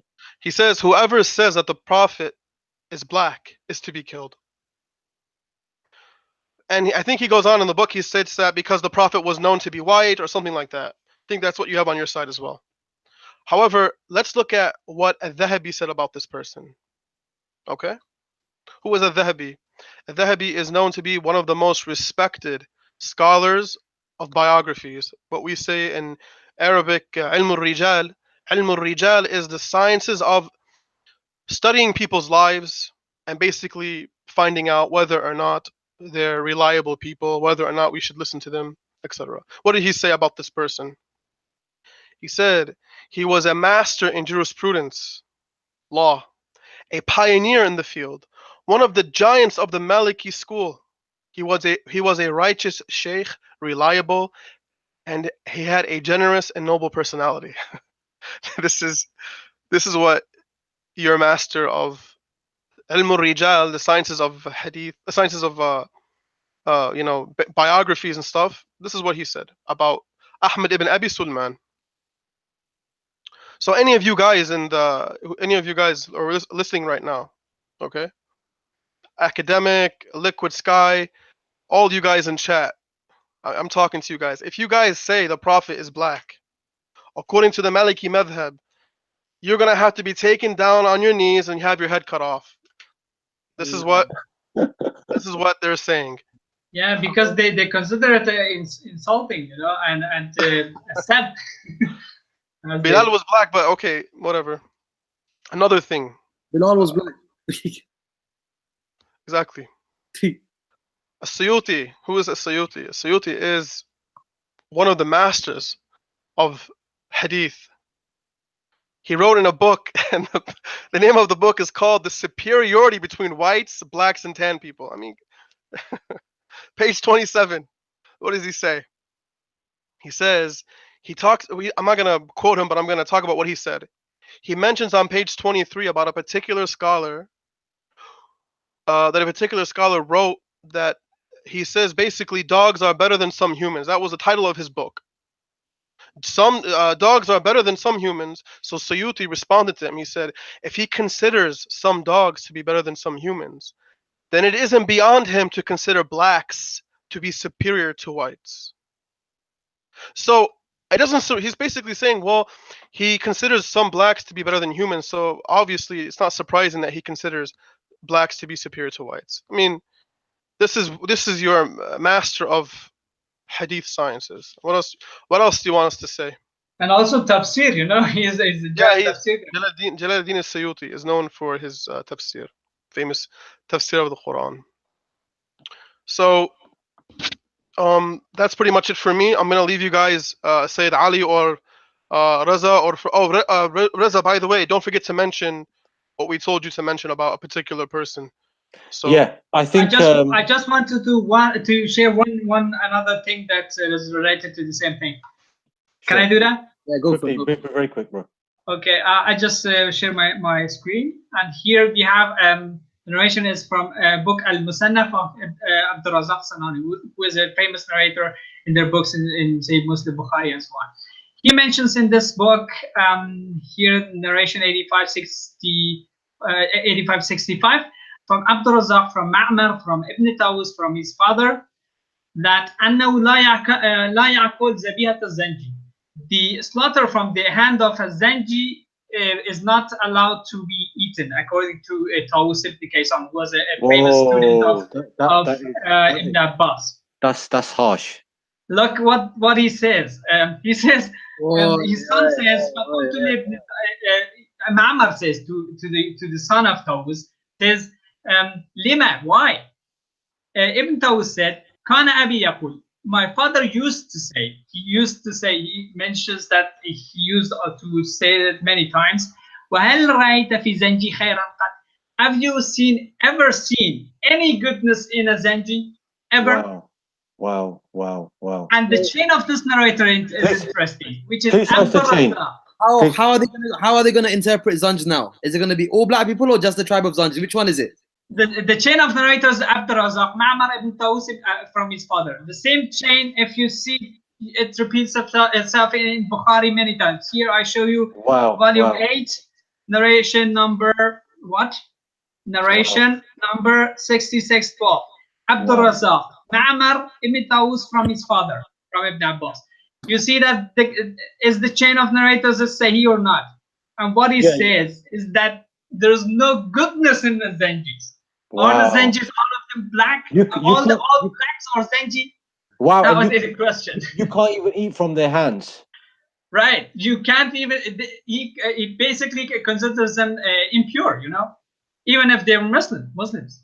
Wow. He considers them impure. And the interesting thing is that Taus is praised in their books so often, so much, that it's just amazing. They call him the peacock, which Taus means peacock of the paradise, they call him. You know?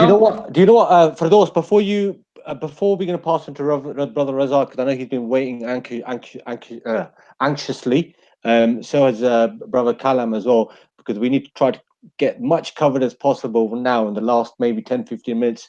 Unlike their show, they spent most of the time pretty much talking and quoting one or two traditions.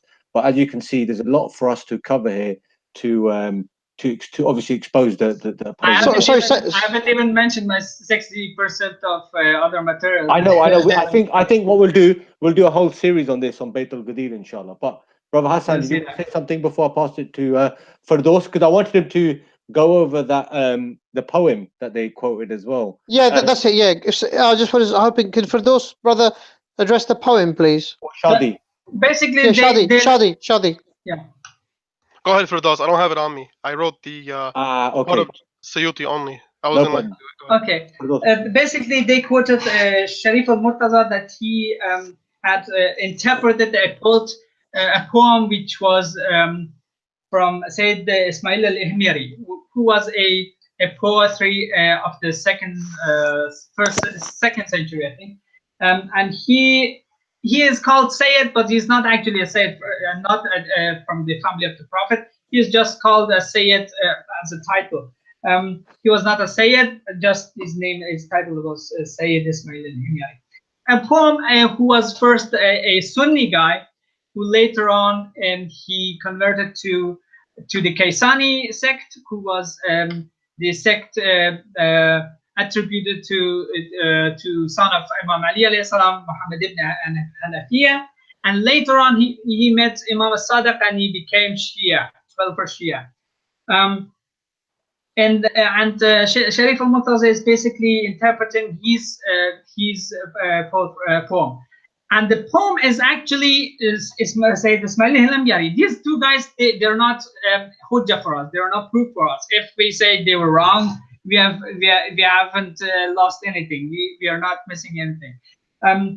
I just wanted to mention the points that actually Sayyid Ismail al-Himyari is taking, kind of arguing with the atmosphere that he was in, the time of the Bani Umayyad and the time of racism, the big racism that existed, and he is trying to use their rules in racism, that the sons of Sam, son of Nuh, and the Ham, son of Nuh, these were two different races, and he used that as a kind of to elevate the lineage of Imam Ali alayhi salam and the Prophet and so on.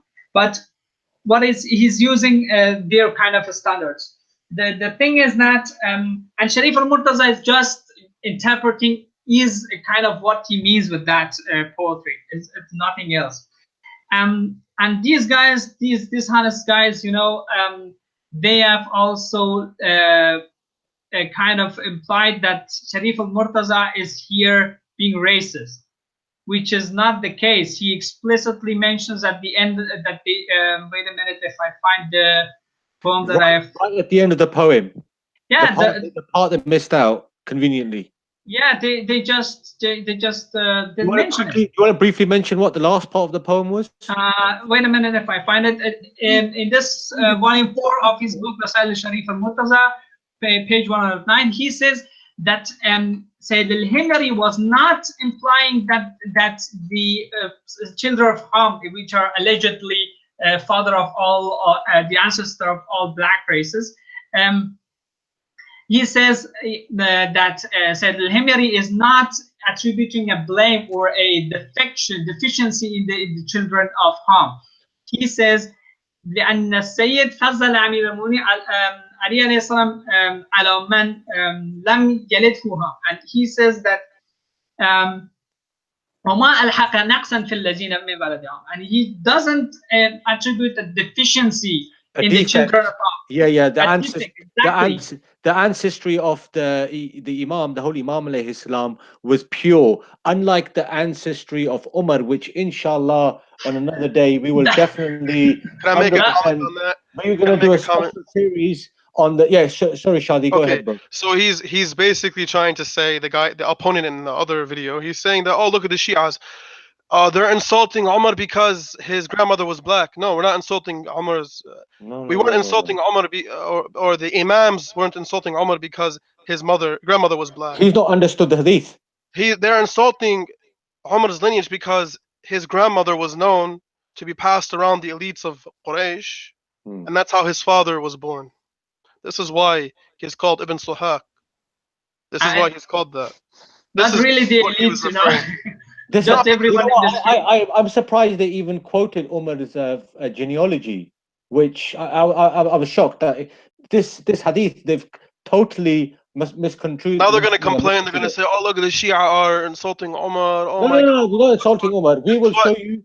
We will show you from your books. We'll do a whole series on the genealogy of Umar, and then you can explain his genealogy to us, inshallah. Hassan Bahari, did you want to make a quick 1-minute point before going to Brother Raza? A quick recap in terms of what Firdaus said about that poem. So, obviously, ultimately, we're discussing his pure lineage, right? And how he didn't have any form of polytheism. We can't hear you, Hassan Bahari. You're mute. Hassan Bahari, you're mute.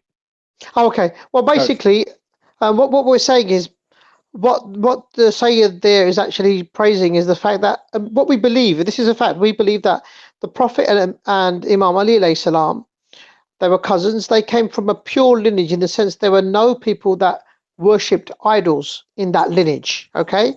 Whereas the descendants of Ham, from Hazrat Nuh alayhi salam, some of them ended up in worshipping idols. So basically what's happened is when the Sayyid in this is actually saying, unlike the people of Ham, he's not actually placing an attack on their lineage. He's not saying, oh look, unlike these black people. No, he's actually saying whereas the ancestry of Amir al-Mu'mineen Ali alayhi salam is a pure one, his ancestors never worshipped idols, even those which descended from Prophet Noah. They later deviated and ended up worshipping other deities. That's all it is. Actually, this topic of the children descendants of Ham, it's a very interesting topic. I think we need to do another show on this. Firdaus, just a quick point. Unlike some of the forefathers of some of these people who used to write poetries, some of these Abbasi descendants you have now, some of their ancestors used to write poetry against the Imams of the Ahl al-Bayt alayhi salam, mocking the color. So anyway, Brother Raza, you've been wait a minute. I just have this poem that the Salafi forum uses. These opponents of us, this channel of that are presenting this stuff against us, they are also all regular visitors of this website, as I've noticed from their videos. There's this website which is called the ddsunna.net, and if you go there, let me share this with you. Just a minute. Sorry. Yeah. This is the ddsunna.net, and here some of these Salafis, these Salafis are mocking the Shia, the Shia through poetry, and he says among these poems are. You need to screen share. We can't see your screen for some reason, or maybe are you screen sharing? Yes, I'm just. Okay, that's fine. That's fine. Must be okay. Okay. Now he says that this poem is from Ibn al-Mu'taz. Who's Ibn al-Mu'taz? He is the grandson of their Khalifa al-Mutawakkil, who gave a great Abbasi Khalifa. Yes, Abbasi Khalifa. Yeah. A great boost to the scholars of Hadith, like Ahmad ibn Hanbal and their group. He kind of resurrected their sect, this Mutawakkil, and this guy is Ibn al-Mu'tazili's grandson. And this guy was even Khalifa for one day and one night, but his brother or the Muqtadar, which was the Khalifa, after the guy previous to him, killed him. He didn't let him to rule more than one night. So he says in this narration, for example, in this poem, which I also found in his Divan, which is a book of poetry. Let me find this here. He mentions the color of Imam al-Rida and makes a mockery of it. He says, wow. In this part, he says, "Kanu bil-Rida shaghafu zamanan," and they were enamored, or they were fallen in love for a while with the Rida, with the Imam al-Rida. Who's that mocking him? Who's that mocking him? The Abbasi Caliph. Yes, the grandson of the Abbasi Caliph, Ibn al-Mu'tad. He died in the year 296. Maybe that's why the grandchildren of the Abbasis today mock the Imams as well. Yeah, like some black brothers. Exactly. Yes, it's in their blood. Same thing. It's funny. I remember one of these Basi descendants who was calling a brother a monkey and a Negro on some of these forums. We've got screenshots of these conversations. Called him a Negro, yeah? Yeah, this is the Salafi forum. They use the same poem and against us. Let me read And the monkey. He called him a Negro and a monkey. Yeah. We've got. Are we gonna say that? Aren't we gonna show that, or what? No. I mean, if somebody denies that a brother, there was a Shia brother from Nigeria, I remember, and there was one of these Abbasi descendants. Yeah, the same Abbasi descendants, like his ancestors. Yeah. The Imams, they do the same thing with the Shias of today as well. He mocked the Nigerian Shia. The same thing. He mocked the Nigerian Shia. He mocked the Nigerian Shia. He called him a Negro and he called him a monkey as well. Okay. Let me read this poem, right? So should that guy be in the video making videos then? We'll get to that. I mean, just go to one of their channels. I think what's it called, Anti-Majus. You see them mocking non-Arabs. They mock the way they speak. Didn't one of them call us Pakis the other day? Didn't he call Zan Paki the other day? Yeah. That's another good point. Is that racism? But anyway, let's continue. You know what? I'm glad you brought that up. Actually, we'll get to that towards the end of the show. So, Raza, do you want to jump on? Brother Firdaus has made his point about the poetry. Firdaus, did you want to finish off Firdaus, or you cool? I think I should mention this poem because it's very go on, Firdaus. Go on. Okay. I like do you see my screen, right? Yeah. Okay. He says he talks about the Rawafid as you see at the beginning of the poem, and says that the Shia, the Rawafid, were enamored with al-Rida for quite a while. وَقَدْ نَفَخُوا بِهِ فِي النَّاسِ بُوقًا, and they had inflated his status among the people too much. وَقَالُوا أَنَّهُ رَبٌّ قَدِيرٌ, and he says that they said that this Rida is a great Lord. He's making a mockery of the Shia. فَكَمْ لَسِقَ السَّوَادُ بِهِ رُسُوقًا. He says how to translate this. He says basically that he was nothing but a black guy, just a black. Wow. He says. Wow. The next thing he says, أَيَتْرُكُ لَوْنَهُ لَوْ ضَوْعَ فِيهِ. Do you ignore his color, which has no brightness? وَيَكْسُو الشَّمْسَ وَالْقَمَرَ بَرِيقًا.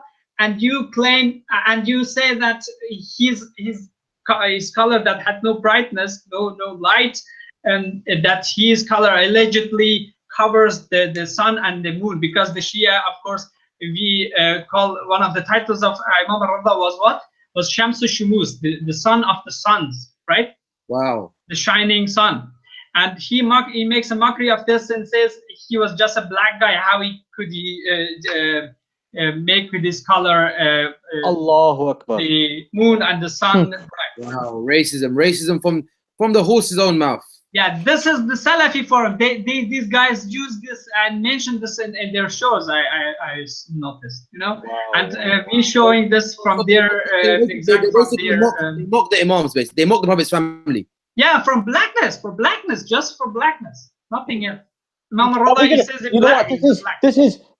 We'll get to the main ending, the sword right at the end, right? So Razak, you might as well come in now, inshallah. Okay. So I can screen share for you. So if there's anything you want to yes. I think we need to have a recap. yeah, like a little. Obviously, we've gone through a couple of things now. Quick thing. Can you not hear if I play something? Can you not hear it or not? Should be able to try. Can you not hear that? Could you not hear that? Yeah. Okay. 1 minute. Well, we meet now a man who invented his. Tonight, we are going to witness. Play that. I want to hear that. I want to hear this. Hey, Kalam, where are you, man? Professional wrestling for the heavyweight championship of the world. Kalam, come back, man. We're about to raise this. We're about to raise this up. Ready?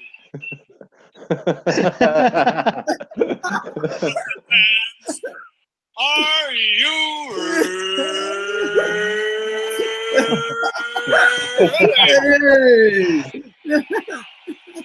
Come, let's rumble now. Let's rumble. Come on. No, man. You gotta wait for it. You gotta wait for the drop, man. Wait for the drop. From the capital city of the United States of America, 10 seconds. Washington, D.C. Ladies and gentlemen, let's get ready to rumble! This is it now. This is Yeah. The main event. the main event. The main event's coming up now. The main event. This is not Kalam. This is not 1 or 2 references, bruv. This is a whole at least 2 hours constant referencing, bro. Do you get me? That's how it goes down. Yeah. All right. You've been listening, Kalam. You've been listening. You've been following. Yeah. All right. Cool. Let's get down to this quickly. Yeah. Hold on. Hey, yo, Sunni defense team, I beg you, drop a little comment. Are they breathing? Hey. Listen. You know what you call janazah? This is what you call. Let's read the funeral prayer. Everyone read the funeral prayer together. I'm gonna read it the Sunni way. I'm not gonna even read it the Shia way. I'm gonna read it the Sunni way. All right, cool. So, first of all, the brother, the quick hadith that they quoted. I want to just talk about authentication, and I'm gonna move on to my stuff. The hadith that says, "Leave the prophet up." They claim the prophet says, which is obviously it's not true. Leave me away from black people, as they are also bad or black in terms of their stomach and private parts. That's the hadith. Watch the grading. Ajuluni said about the hadith.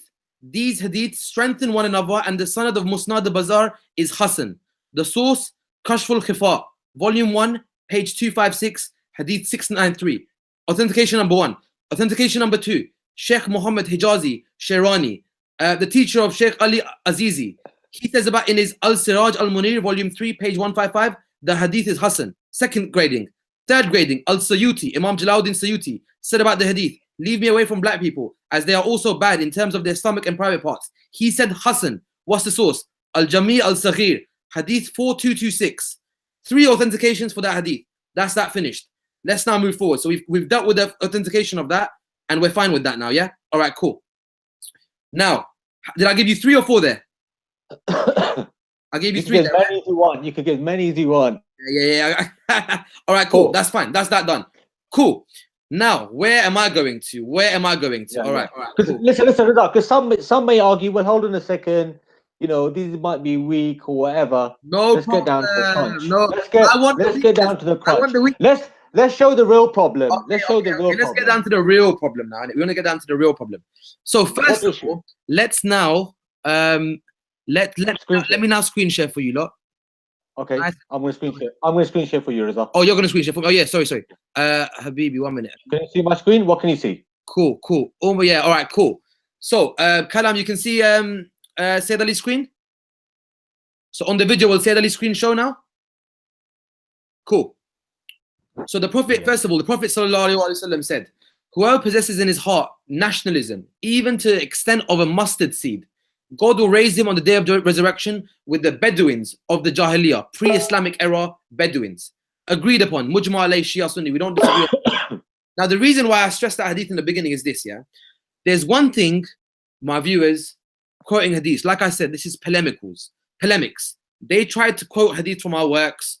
Like you said, we can either reinterpret them, we're very easy to reinterpret them, or we can just throw it against the wall because they go against clear mutawatir narrations that clearly say racism is not allowed in Islam, and we have the practice of the imams who themselves were from black mothers. So amal, practice, overdoes theory. What's the principle?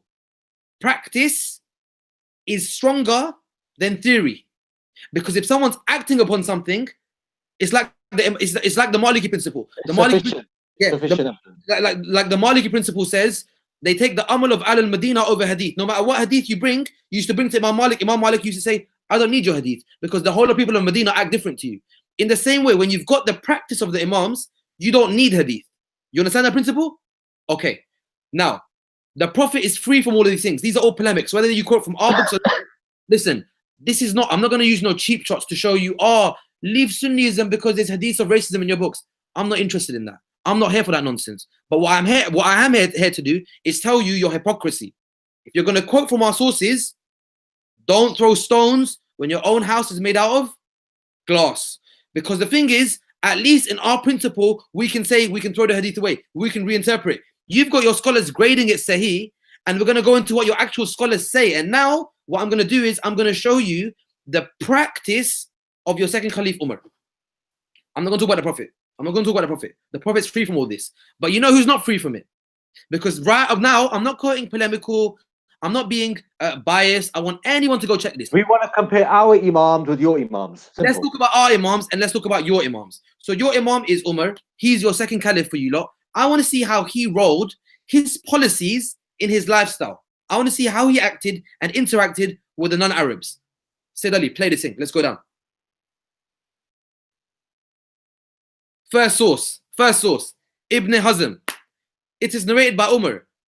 When Umar became caliph, he said, there is no ownership on Arabs. Meaning, Arabs can be slaves. Can't be. That's a T there. So basically, there is no ownership on Arabs. You cannot own a Arab. You cannot own as a slave an Arab. Okay, that was Umar's opinion. No problem. Say it, go down. Now, so therefore, normally when you have slaves, Umar said you can't have Arab as slaves. Okay, you can't have Arabs as slaves. No problem. That was Arabic there. Like I said, all of these shots, all of these screenshots will be given to Kalam with the links there. If anyone wants to do fact checking, including Kalam, feel free. Amir Yamani, he says in his Sabul al-Islam, the commentary on Balugh al-Maram, he says Ahmad bin Hanbal said that I don't take the ruling of Umar that goes that Arabs can't have ownership over them, that they can't be slaves, as it goes contrary to Rasulullah, the Messenger of Allah. Well, as the Messenger of Allah used to enslave Arabs, as mentioned in other hadith, and likewise both Abu Bakr and Ali, may Allah be pleased with both of them, enslaved Banu Najiyah. So meaning, Ahmad bin Hanbal is deducing law from that ruling of Umar. He's deducing that what Umar said, I reject. Because the Prophet, Abu Bakr and Ali, both made Arab slaves if they had to do it. Okay, because it was racism, yeah. Yeah. Let's go. Did you want to see a scan? Or we can show the scans afterwards. It's all there. It's all there. If anyone wants to see the scans, it's there. Cool. Allama Shibli Nomani, who's a prominent scholar, who wrote a whole biography of the second caliph. Arabs can't be slave heading. No one amongst Arabs can be a slave. Although a lot of scholars have not accepted this principle of Arabs can't be a slave. Imam Ahmad bin Hanbal, again, says that I don't accept Umar's opinion that Arabs can't be slaves. This is telling you that Umar's opinion was ma'ruf, it was known. However, this is not a point of discussion here. Merely it is be told that this was Hazrat Umar's judgment on Arabs. He used to consider book Al-Faruq, page 295, Urdu edition. So what he's trying to say is Umar's opinion was known that you couldn't have Arabs as slaves. You could have non-Arabs though. You can't have Arabs. Why? Why can't you have Arabs though? What's the reason for that? I'll leave the interpretation to whoever wants to try to defend it. Imam Abdul Razak al-Sanani, teacher of Bukhari. Kalam, who is it? Imam Abdul Razak al-Sanani, teacher of Bukhari. Not a little guy, big guy. Narrated teacher of Ahmad ibn Hanbal even exactly, even the teacher of Ahmad ibn Hanbal, exactly. Narrated Abdul Razak from Mu'ammar, who narrated from Zuhri, who said Umar ibn Khattab didn't allow anyone of the non-Arabs to enter Medina. That he said anyone from the non-Arabs cannot enter Medina. Okay, so it's not about That's religion. interesting. That's interesting, Raza, because some of the people on that channel, they're non-Arabs. So all this sort of defense that they present of the caliph If they're around, he wouldn't even allow them in the city of Medina. I wouldn't be allowed out, and they would be standing outside with me, debating me outside Medina. Exactly. Bro, you're being unfair. Umar was just worried about them. He didn't want them to get beat up by the racist people living in Medina, bro. Oh, what an amazing interpretation, Shadi. Thank you for that interpretation. Amazing. Okay, so discriminatory practices against. By the way, he also kicked out good-looking people, but that's for another show as well. Yeah, Kalam, by the way, he kicked out good-looking people as well. I've got evidences for that. I've got evidences that he kicked out a good-looking guy. But anyway, we'll deal with that later. Sorry, Kalam, you wouldn't be allowed in then. Wait, Kalam. No, he's not. He can't be in anyway. He's not Arab. You can't. No, you have to kill him. You have to kill him because whoever says the prophet's black, you have to kill him. Oh yeah. Sorry, Kalam, you lose on 2 counts, 3 counts. He was only joking, bro. I was only joking. For God's sake, I was only joking. Ibn Tayfur says, Ma'mun said that Umar said, whoever has a Nabati, and which in translated as a tribe in the desert between Iraq and Jordan, as his neighbor, and he needs his wealth, then he can sell his Nabati. Okay, hold on. Brothers that are Arab speaking understand. Nabati, give some explanation for Nabati. For those, anything about Nabati? I think Shadi can. Nabati, I think the Nabatiya people are those black people that were between, I think, east of Egypt, I believe, or they were southeast of Egypt. So those people over there. Okay. Basically, black people from near Egypt, from east or south Egypt. Cool. So Umar's basically saying is, if you ever need money, just sell your black neighbor. Astaghfirullah. I need money today. Let me just. I think this is a good one. This applies to a lot of the. Now this one is for Speakers Corner exclusive. This one is for Speakers Corner exclusive, and for people who are obsessed with Arabic. Remember you see whose sunnah they're following now. Remember the 3 conditions? Here's the 3 conditions: non-Arabic language discarded and looked down upon. Let's go. Let's move it. Run the thing. Imam Bayhaqi in his Sunan al-Kubra. Imam Bayhaqi in his Sunan al-Kubra. Umar said, don't learn the non-Arab gibberish language. Narration, volume 9, page 392, narration 188861. There's a screen. There's the copies there of the actual Arabic. Umar said, don't learn the non-Arab gibberish language. This is a fatwa site as well, by the way. There's a fatwa site there. Don't learn it. Don't learn the language. Don't learn English. Gibberish language. Let's move forward. Imam al-Qahtani, Ibn Rushd, has explained opinions quoted by Malik and Umar with respect to disliking of learning and giving value to non-Arab languages. I understand the Arabic language has a superiority within our religion. We don't deny that. I'm not going to try and play that game and say it doesn't hold special weight. It does. But to say that other languages are disliked to learn, where'd you get that from? Where's that from? In our narrations, we have the imams. In our narrations, we have imams who speak over 70 languages. Let's move forward. There are narrations that even they spoken with the Africans, the black slaves, with their own language. The language of they thought they're from the same tribe. This one's important. Now, this one's important because you know what? Someone can say about each one, yeah, I'm not sure. Medina meant this, Medina. Get out of this one, please. Imam al-Jahiz. Is it no Jahiz or Jahiz? Jahiz. Jahiz, I believe. Umar used to. Jahiz, okay, Jahiz. Umar used to give priority to wives of the Prophet that were Qurayshi versus non-Qurayshi wives. He used to give more to Arab than Mawali. Mawali means non-Arabs. And would say, marry to your equivalent. Meaning an Arab marries an Arab because they're equivalent. And he was really strict in this matter of marriage. Meaning an Arab woman, he wasn't talking about men, by the way. Arab woman had to marry an Arab man. And he was really strict in this matter, by the way. Some of these guys who are married to, who are not from Arab background, who are married to Arab wives, according to had they been around during the time of Umar, he would have. That marriage won't happen, brothers. I'm sorry, innit? Umar dismissed it. Let's move now. Let's go down. The source of that was what? The source of that was what? Go up. The source of that was Al-Uthmaniyah, page 291. 211. Yeah. And it might be for this reason that Abu Hanifa, Amr bin Hanbal, Amr bin Hanbal, and Sufyan al-Thawri and other Sunni Imams believe that marriage between Arab and Mawali's freed slaves is not allowed. So that's an important part where a lot of their scholars now, because the thing is, I've showed you Umar, then I've showed you what the scholars have taken from it. The scholars are taking from it that even now, so that's fine. Look, I'm not saying Sunnis follow this, but look, it's in your literature. It's there, and your scholars are endorsing it. Your biggest imams prohibit the marriage of a well, according to Umar earlier, he prohibited the marriage of an Arab woman with a non-Arab. But here you can see something interesting. Now it starts getting a bit interesting. Look what it says here. Abu Hanifa has and his companions said that a Qurayshi woman should say, let me move it down.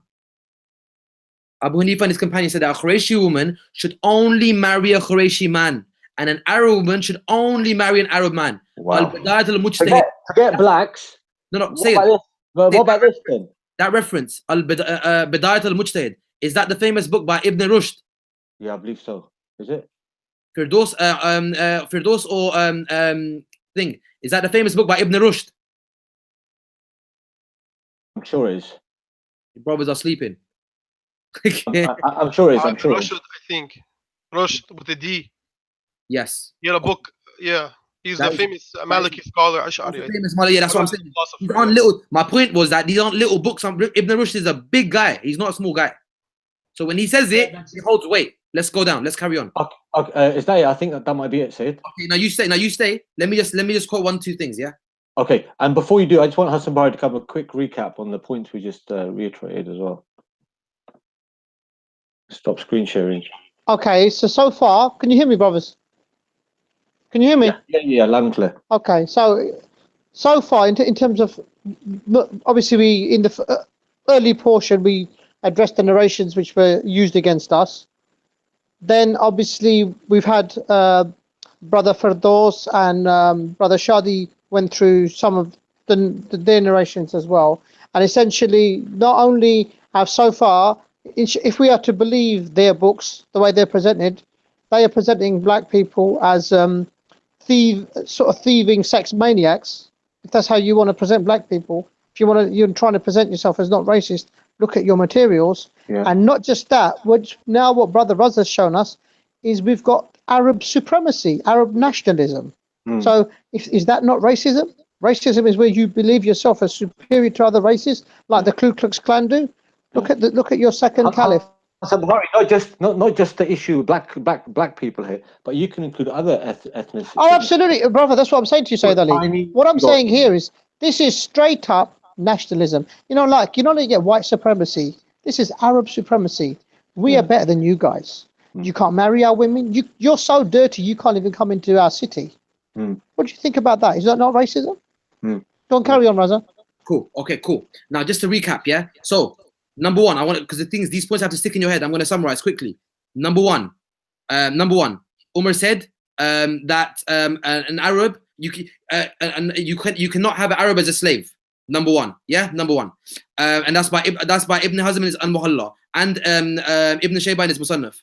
Number two was Amir Yamani quoting Amr ibn Hanbal saying that I don't agree with Umar's ruling, meaning Amr ibn Hanbal is basically he's giving confirmation to Umar and saying this is known that Umar said this, but I don't agree with Umar. I agree with the Prophet, Abu Bakr and Ali. That's number two. And number three, Allama Shibli Nomani in his book Al-Faruq, where he says this was known about Umar's opinion, that he said Arabs can't be slaves. Number four, Abdul Razak Sanani in his Musannaf, he says that Umar said that non-Arabs cannot enter Medina. A non-Arab cannot enter Medina. Okay. Then you have the book of Ibn Tayfur in his Kitab al-Baghdad, where he says that if you need money, just sell your neighbor if he's a Nabati. Just sell him. Okay. Number four about the language, Sunan al-Kubra. So basically, sorry Raza, so basically if I fall on hard times, I can just find a black neighbor and just sell him. Nabati. Wherever their defense of Nabati is, they can give it. I don't want them to give me this, I'm trying to misquote. No problem. I don't want them to give me, I've misquoted. I don't play like that. Whatever it is, you lot deal with it and give me the answer. Okay, yeah. Next one.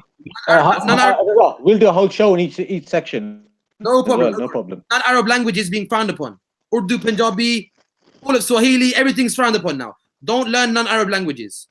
Sunan al-Kubra in his Bayhaqi. And by the way, Ibn Kathir in his Ibn Kathir says about that sanad, he says Sahih. In Musnad al-Faruq, volume 2, page 494, Ibn Kathir says that sanad is Sahih from Sunan al-Kubra. Okay. Ibn Rushd, Qatani says Ibn Rushd said our master Malik and Umar said, disliking of learning the language. And then the last one, which was very important, from Ibn Rushd, Sufyan Thawri, Ahmad bin Hanbal said the marriage of an Arab woman with a non-Arab shouldn't take place. And Abu Hanifa said a Qurayshi woman should only marry a Qurayshi man, and an Arab woman should only marry an Arab man. Okay, so I'm gonna finish. By the way, this is important. This is not about sanads. If you want to play the sanad game, I can prove it's sahih, and I have been majority of them anyway. This is what you call mutawatir bin ma'nawi. Meaning, and practice. Is about Umar. I don't have to bring you hadith on the subject. You know why? Because it's by meaning. Everyone knows this was Umar's opinion. Like it was famous about Umar's opinion. You couldn't narrate hadith. Everyone knew that was his opinion. You can bring me hadith and you can weaken the chains. But when something's mutawatir, weakening a chain doesn't help because it's known by mutawatir fil mana. So Umar's opinion. And your scholars, and say it. These scholars have even given legal rulings on it. So if the scholars have endorsed his view because it's so known. The scholars have done tasdeeq. Is what you call istinbat. The scholars have used his ruling and then made a ruling out of it. So they verified what he said. Yeah. So say it just on a quick note now, right? So I'm gonna give me a second. Sorry. So now we've got Umar's clear opinion when it comes to a general Arab, his general rule. So now, since the topic is related to the issue of racism, and great emphasis was shown on the subject of marriage as well, and we quite clearly proved that many of the imams in practice as well, many of the imams from the Ahlul Bayt, they did marry women from black tribes. Okay, there's no doubting that. These are historical facts, and our opponents have mocked the imams through their poetry in the way that they describe the imams. Hassan Bahari, I think your microphone's on. Oh, can you just mute for a second? Yeah, sorry. Yeah. So now coming back to the final, you could say the final knockout blow on the subject is in the issue of marriage. So I'm going to share a screen right now and just go over just few rulings from some of the biggest Sunni scholars.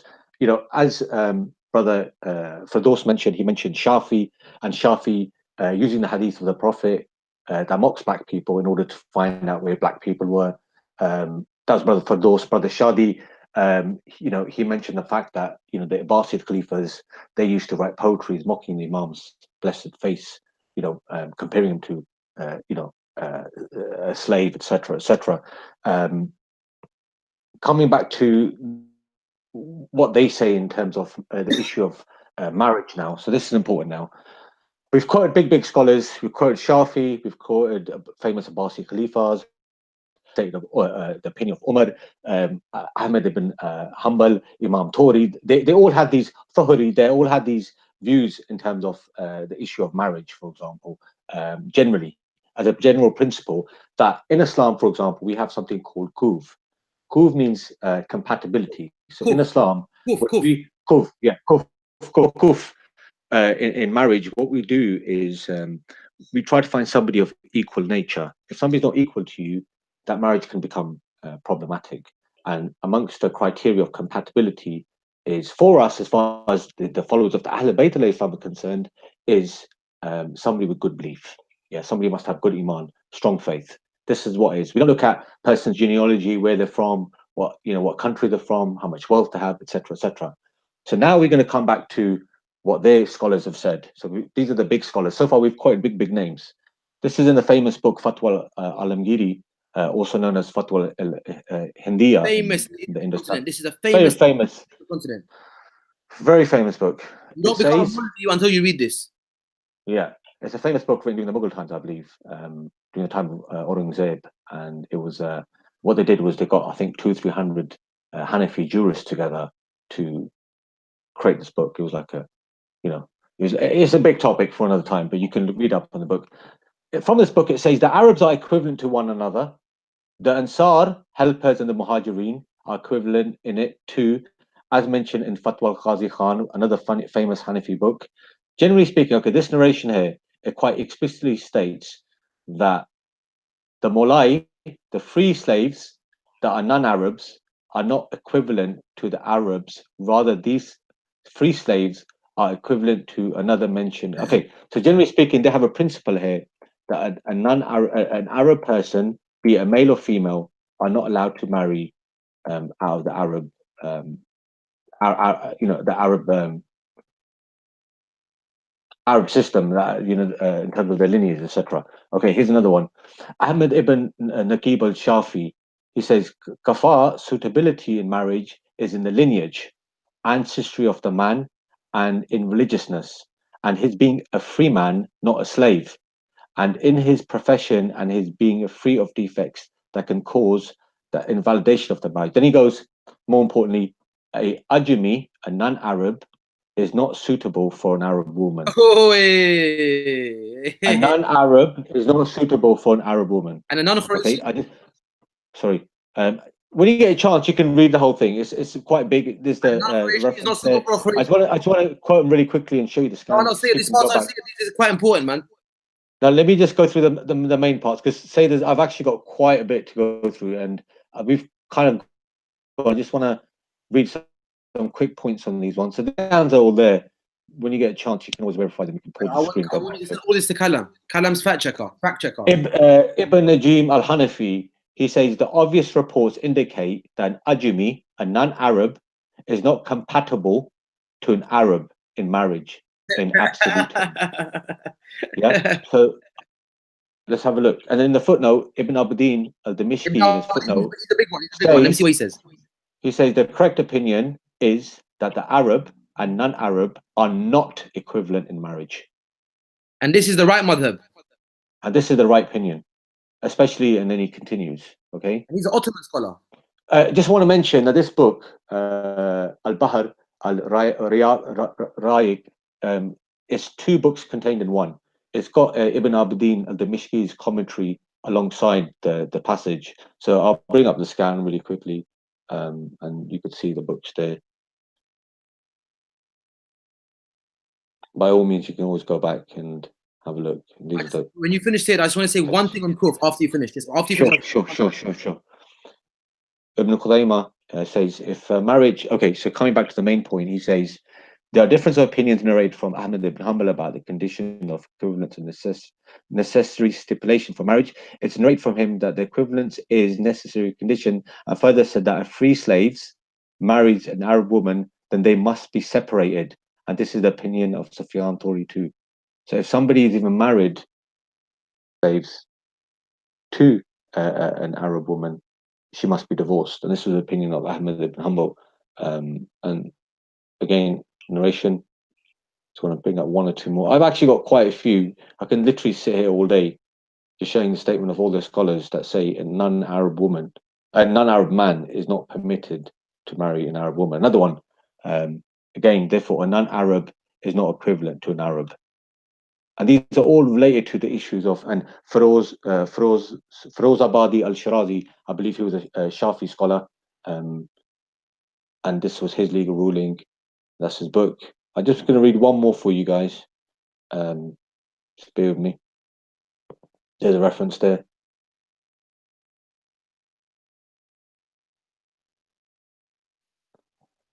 Alama Shamsuddin Shirbani, and he says, okay, again, sorry, bear with me. As for non-Arab Ajami, whose father is an Ajami, although his mum may be an Arab, is not equivalent to an Arab woman whose father is an Arab, although her mum might be a non-Arab. Do you hear that? Did you see that? Now do you understand why there's so much Arab supremacy in the park? This is a serious matter. There's not one narration. I mean, yeah, there's not one narration. They made from Islam a racist religion. You know that Islam came to take these things out, but they brought them. They're still continuing the Jahiliyyah. Yeah. All right. Let's say that. If you finished it, can I quickly quote one thing? Yeah, go for it. I'm done. Let me conclude. I know it's been a little while. Okay, cool. Screen share this quickly. Boom. Screen share that.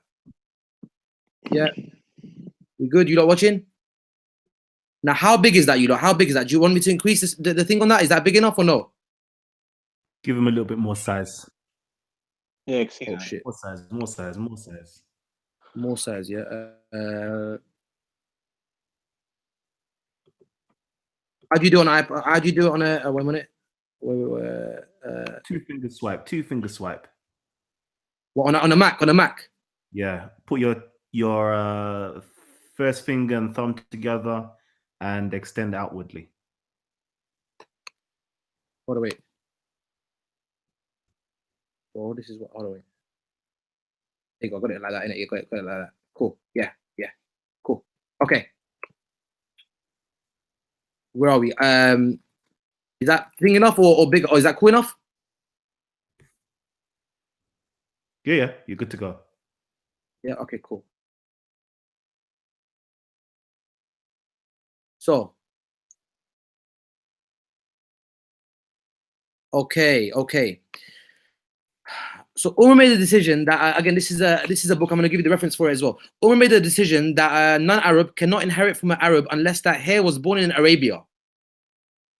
Again, the Sunni law going back to early times for most part does not allow a non-Arab man to marry an Arab woman, nor is a non-Qurayshi or a non-Hashmi man allowed to marry a Qurayshi or Hashmi or woman, respectively. According to Shafi law, a slave, even a freed one, may not marry a free woman. So a slave cannot marry a free woman. That reference again, Al-Jazari, Al-Fiqh ala Madhab al-Arba, where he talks about the four schools, famous Sunni imam. So she can't. This is in spite of the Prophet saying there is no superiority for an Arab or a non-Arab, or a non-Arab for an Arab, for a white, or so clearly. Now compare this quickly, Kalam, to the Shia fiqh in terms of, because like I said, there's practicality and then there's hadith. I'm showing you the practical system now. What their scholars have written. The Shia Sharia clearly states it is allowed to marry a free woman to a slave, an Arab woman to a non-Arab, a Hashmi woman to a Hashmi, to a non-Hashmi, and vice versa. Likewise, it is allowed to marry women of learned or wealthy families to men of little learning or wealth or of undignified professions. Meaning, no matter who the woman is, she is allowed to marry the lowest of men. He can be a slave. He can be someone who's not rich. And of course, color doesn't even play a part, because it doesn't matter if you're non-Arab or Arab. So 37, Al-Muhaqqiq al-Hilli, who's one of our big fuqaha in his Fatawa, Sharia al-Islam, and Sayyid Muhsin al-Hakim in his... It's available in English as well. I've got that book at home. And Sayyid Muhsin al-Hakim in his Minhaj al-Salihin, volume 2, page 279, Muhaqqiq al-Hilli, volume 5, page 300. And they're crying about the Zanji tribe. Yeah, in fact, our imams did that. Imam Sajjad, for example, the Umayyad Khalif, they were criticizing him because he married some other tribes, One thing. In the matter of distribution of war booty, the Prophet established a system of equality. Abu Bakr continued that system, but Umar changed it. He fixed annual stipends. I always have trouble basically giving the money. Stipends for various people, clans and tribes. Abbas, the Prophet's uncle, was allotted 12,000 or 25,000 dinar. Aisha, 12,000. Other wives of the Prophet, 10,000. The participants of Badr, 4,000. This amount gradually decreased to 2 dinars per year. The system corrupted the Muslim community. He basically started doing favoritism. The Arab will get this. You're related to the Prophet like this. You're a Qurayshi. You're the wife. It was all based on exactly what the Prophet came to destroy, by the way. Are you with me? Again, the reference for that, Tariq al-Tabari. Kalam, I know you got that book. It's in Tabari's Tariq, by the way. Volume 5, page 2411. Yeah? And there, we'll leave it at that. Hassan Bahari, do you want to have a final quick note before we... And Amir al-Mu'mineen alayhi salam, he destroyed the system when he came to power, you know. He gave every slave and the top Qurayshi guys the same amount of treasury. That's why we'll do a show, separate show. Hassan Bahari, quick note. Thank you very much. We've gone way over. I think in conclusion, really, I think we've set our position very clearly. Unfortunately, I think that these individuals who started this, they've opened up the door unnecessarily, and to be honest, they've scored an own goal. Shiism has got nothing to do with racism. There's no nexus with it whatsoever. And really, they need to look at what's in their own books before they start pointing fingers at us. By the way, no more CDL. No more CDL. I'm done with CDL, by the way. To be honest, Kalam, we were forced into this. Obviously, you got sucked in too. That's why we come. Yeah. But inshallah, we'll carry on doing that. Guys, we didn't even mention the other racist things that we mentioned about Berbers, for example, the Egyptians, the Turks, the Chinese. so Kalam, you know what? We disgusting had, things we Kalam, we had, didn't have time to do. Kalam, you know, we had content that if these guys were to know it, or even the general viewers, they would have probably contemplated to commit suicide. It's that serious stuff. But we held back. We have some shame, but these people have no shame. You know, what can you do? As a mukhtasar, as just last summary of my words, my closing words is: listen. As far as any Sunni brother, said Hassan, could you just mute it for 1 second? Said, if any Sunni brothers are watching or listening, remember, at the end of the day, Kalam's got a wide audience of non-Muslim people. Our issue here is not to show Islam or Sunni Islam or Shia Islam in a bad light per se. However, in polemics, if one side want to try and use a card to basically discredit a side, we then say, listen, you're being hypocritical because your own sources contain something much worse. At least we're able to reject it or reinterpret it. You can't even do that. And your scholars have issued legal rulings based on those narrations. So our point in doing this is just to show people's hypocrisy. In terms of people, Muslims don't follow these principles. We all know generally Muslims don't follow. But if you want to open the books and get technical, we can do that. But therefore, from today, our mission is not to make Islam look bad. So I'm sorry if someone's seeing this. I don't want no non-Muslim to look at this and say, oh, you know, Islam's about racism. No one practices this. However, in polemics, when people try and be hypocritical, we have to put them in their place. And that was the only reason we done this. Absolutely. And inshallah, the CDL, we're done with the CDL. CDL stands for the Comedy Defense League. Can we play the closing music? Yeah, please. Can you play something? Close the music. I'm going to play the closing music. Close the music. Close the music. Please. Just once.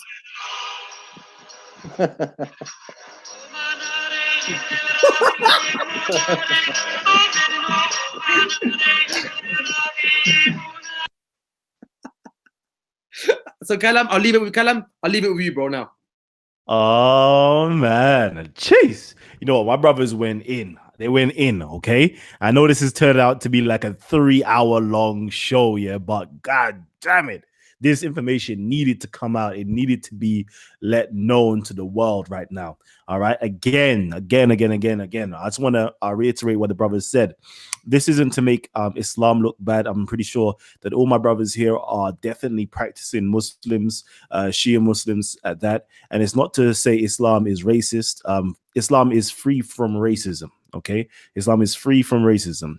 But at the same time, you can find within side of, you know, the so-called Islamic world, or within side of certain, so-called Islamic scholars, that their works hold racial biases. They hold racial prejudices. They hold racial views. They may even hold racial slurs. They may even be policies that's been put in place that are racist. They may even be, I'm not even going to hide it from you. I'm going to tell you, yes, there is something called Arab supremacy. Okay, there is something called, what's the word? Shabab? What's that word again for nationality? You said it last time. Yes. Yes. Racism, nationalism. Okay, and this was very much so prevalent, within side of the Umayyad period. Okay, within side of the Umayyad Caliphate. Okay, within side of that period there, it was kind of heavy still. Okay, it was very, very heavy. The Abbasid period, it even got worse. It got worse. So there is a lot of that going on. I'm not even going to front to you, but the core teachings of Islam, the core teachings that what I'm calling Islam is the Quran. Okay, I'll tell you this from now, just to let you guys know, I myself have never found anything racist within side of the Quran. Okay, if we start going into these miscellaneous hadiths, okay, I'm not gonna lie. Okay, there is some things that look a bit strange, but the Quran and what was taught, the Sunnah and the Quran and the Prophet's family are clear. Family are clear from this completely. It is clear as the sun in the mid day zenith. I'm gonna use them ones there. So I can't find any racism with that. So I just want to make that be clear to the listening audience right now. But this needed to be done. This needed to be done. And I think that my Sunni brothers should really start reflecting, should really start looking at these hadiths and looking at the way that they interpret the hadiths, looking at the way their methodology for accepting hadiths as well. because it needs to be done, because we cannot lie and say that racism does not exist. Okay, I can't tell you that racism does not exist, and I'm going to be clear as day as well. I'm going to say, yeah, my Shia brothers here, they're free from it. Okay, the Prophet's family is free from it. But I would not pretend and say there may not be racism within inside of the Shia scholars of some era, of some stage. Like I'm sure there is. Okay, racism is just something that creeps in to the human heart and soul. But I'm making it clear yet again. Quran, you ain't gonna find no racism. Sunnah, you're not gonna find no racism. And also, the Ahlul Bayt, you're not gonna find racism. These are the three things. Yeah, as far as I've seen and known. Yeah, there ain't no racism in that. So yeah, family. 3-hour long show. It's been crazy still. Get the chunks out. Get the chunks out. Get the best chunks out, Kalam. Do your thing, bro. Do your cutting in it. Trust me. I need, that might have to be tomorrow thing. I'm still working on, somebody else in the show from yesterday. Yeah. So family, this is what I would love for you guys to do. Yeah, is hit the like button. Okay, we got over 170 odd people tuned in right now. We've had, I'm pretty sure, about at least 4,000 people coming in and out viewing these shows. Yeah. But all we need from you guys is to make sure you hit the like button. The like button is not helping me. It's not aiding me. I'm not being paid by hitting the like button. The like button is to make sure that other people are made aware of this show. It's to make this video rank high enough that more people that are interested in this topic or aren't even familiar with this topic, okay, but needs to be made aware of this topic, are made aware. Okay, it's for that and that purpose alone. So I would love for you guys just to hit the like button. Yeah, show the brothers that you actually support them. You love the information that they've been dishing out, because I know I've learned a thing or two. I know I'm gonna have to be going back. Okay, this is all stored in the archives right now, but I'm gonna have to be going back with pen and paper and doing my good research as well. So hopefully on here on Talk with the Titans, I want to breed researchers. Everything that you see on here, I want you to have the lens of, I don't believe you. I don't believe anything that you said to me. I want to check it out. I want to check it out. And that's the way you increase your iman. That's the way you increase your faith. No doubt. It's by not simply accepting what somebody says to you, but by actually searching for it, by actually checking it, sourcing it, and so forth. And you will grow in your knowledge. Knowledge is the starting point of faith. Okay, knowledge or iman literally means to be secured or to be made firm. You dig what I'm saying? So what I'm trying to do is make you lot firm in what you know, rather than what you simply hear and accept, which is belief. All right, family. We've just got a little quick donation. AX says, big up to the Shias and you, Kalam. Love from Cali, all the way from Cali, tuned in right now, checking it. So that's big. Love you guys, man. I love you guys. Again, family, we're going to be signing out. I know you guys want to jump in, and I will post up the link. Yeah, just stay on. I'm going to sign out, but we'll post up the link so you can jump into the description box after the show is finished, jump in and get involved with some conversations. I'm not too sure if my brothers are going to be here, but of course, we're definitely going to have some of us might stay, some of us might leave. There we go. So we're normally going to have our after show discussion. So once the show is finished, the link will be placed up and you can join in afterwards. Okay, give it about 1 minute after the show is finished. I just want to talk to the brothers for a little while before we add extra people in. So please, in a minute's time, go check the comment section, go check the description box down below, and you'll find everything that you need to come in and join us. Family, it's been an absolute pleasure. It's been an absolute treat. I've had 1, 2, 3, 4, 5, of the greatest Shia scholars. I'm calling you lot scholars. Listen, shush your mouth. Everybody mute your mics right now. Mute your mics, yeah? All right, and the reason why I'm calling everybody here scholars, and we have a saying of this, is each one teach one, okay? Each one teach one. So simply, if somebody does not know something, okay, and you do know that thing, guess what? You're actually an expert to that person. You have that level of knowledge that puts you above that individual. I'm going to link you to Imam Ali right now. Imam Ali said, the person who teaches you one letter is your teacher. Jeez. There you go. There you go. I told you, baby. I told you. It's flowing through my... It's flowing. It's there, baby. All right, family. Love you guys, and I'm going to see you guys on the other side. Trust me. Peace and love. Ya Ali. Ya Ali.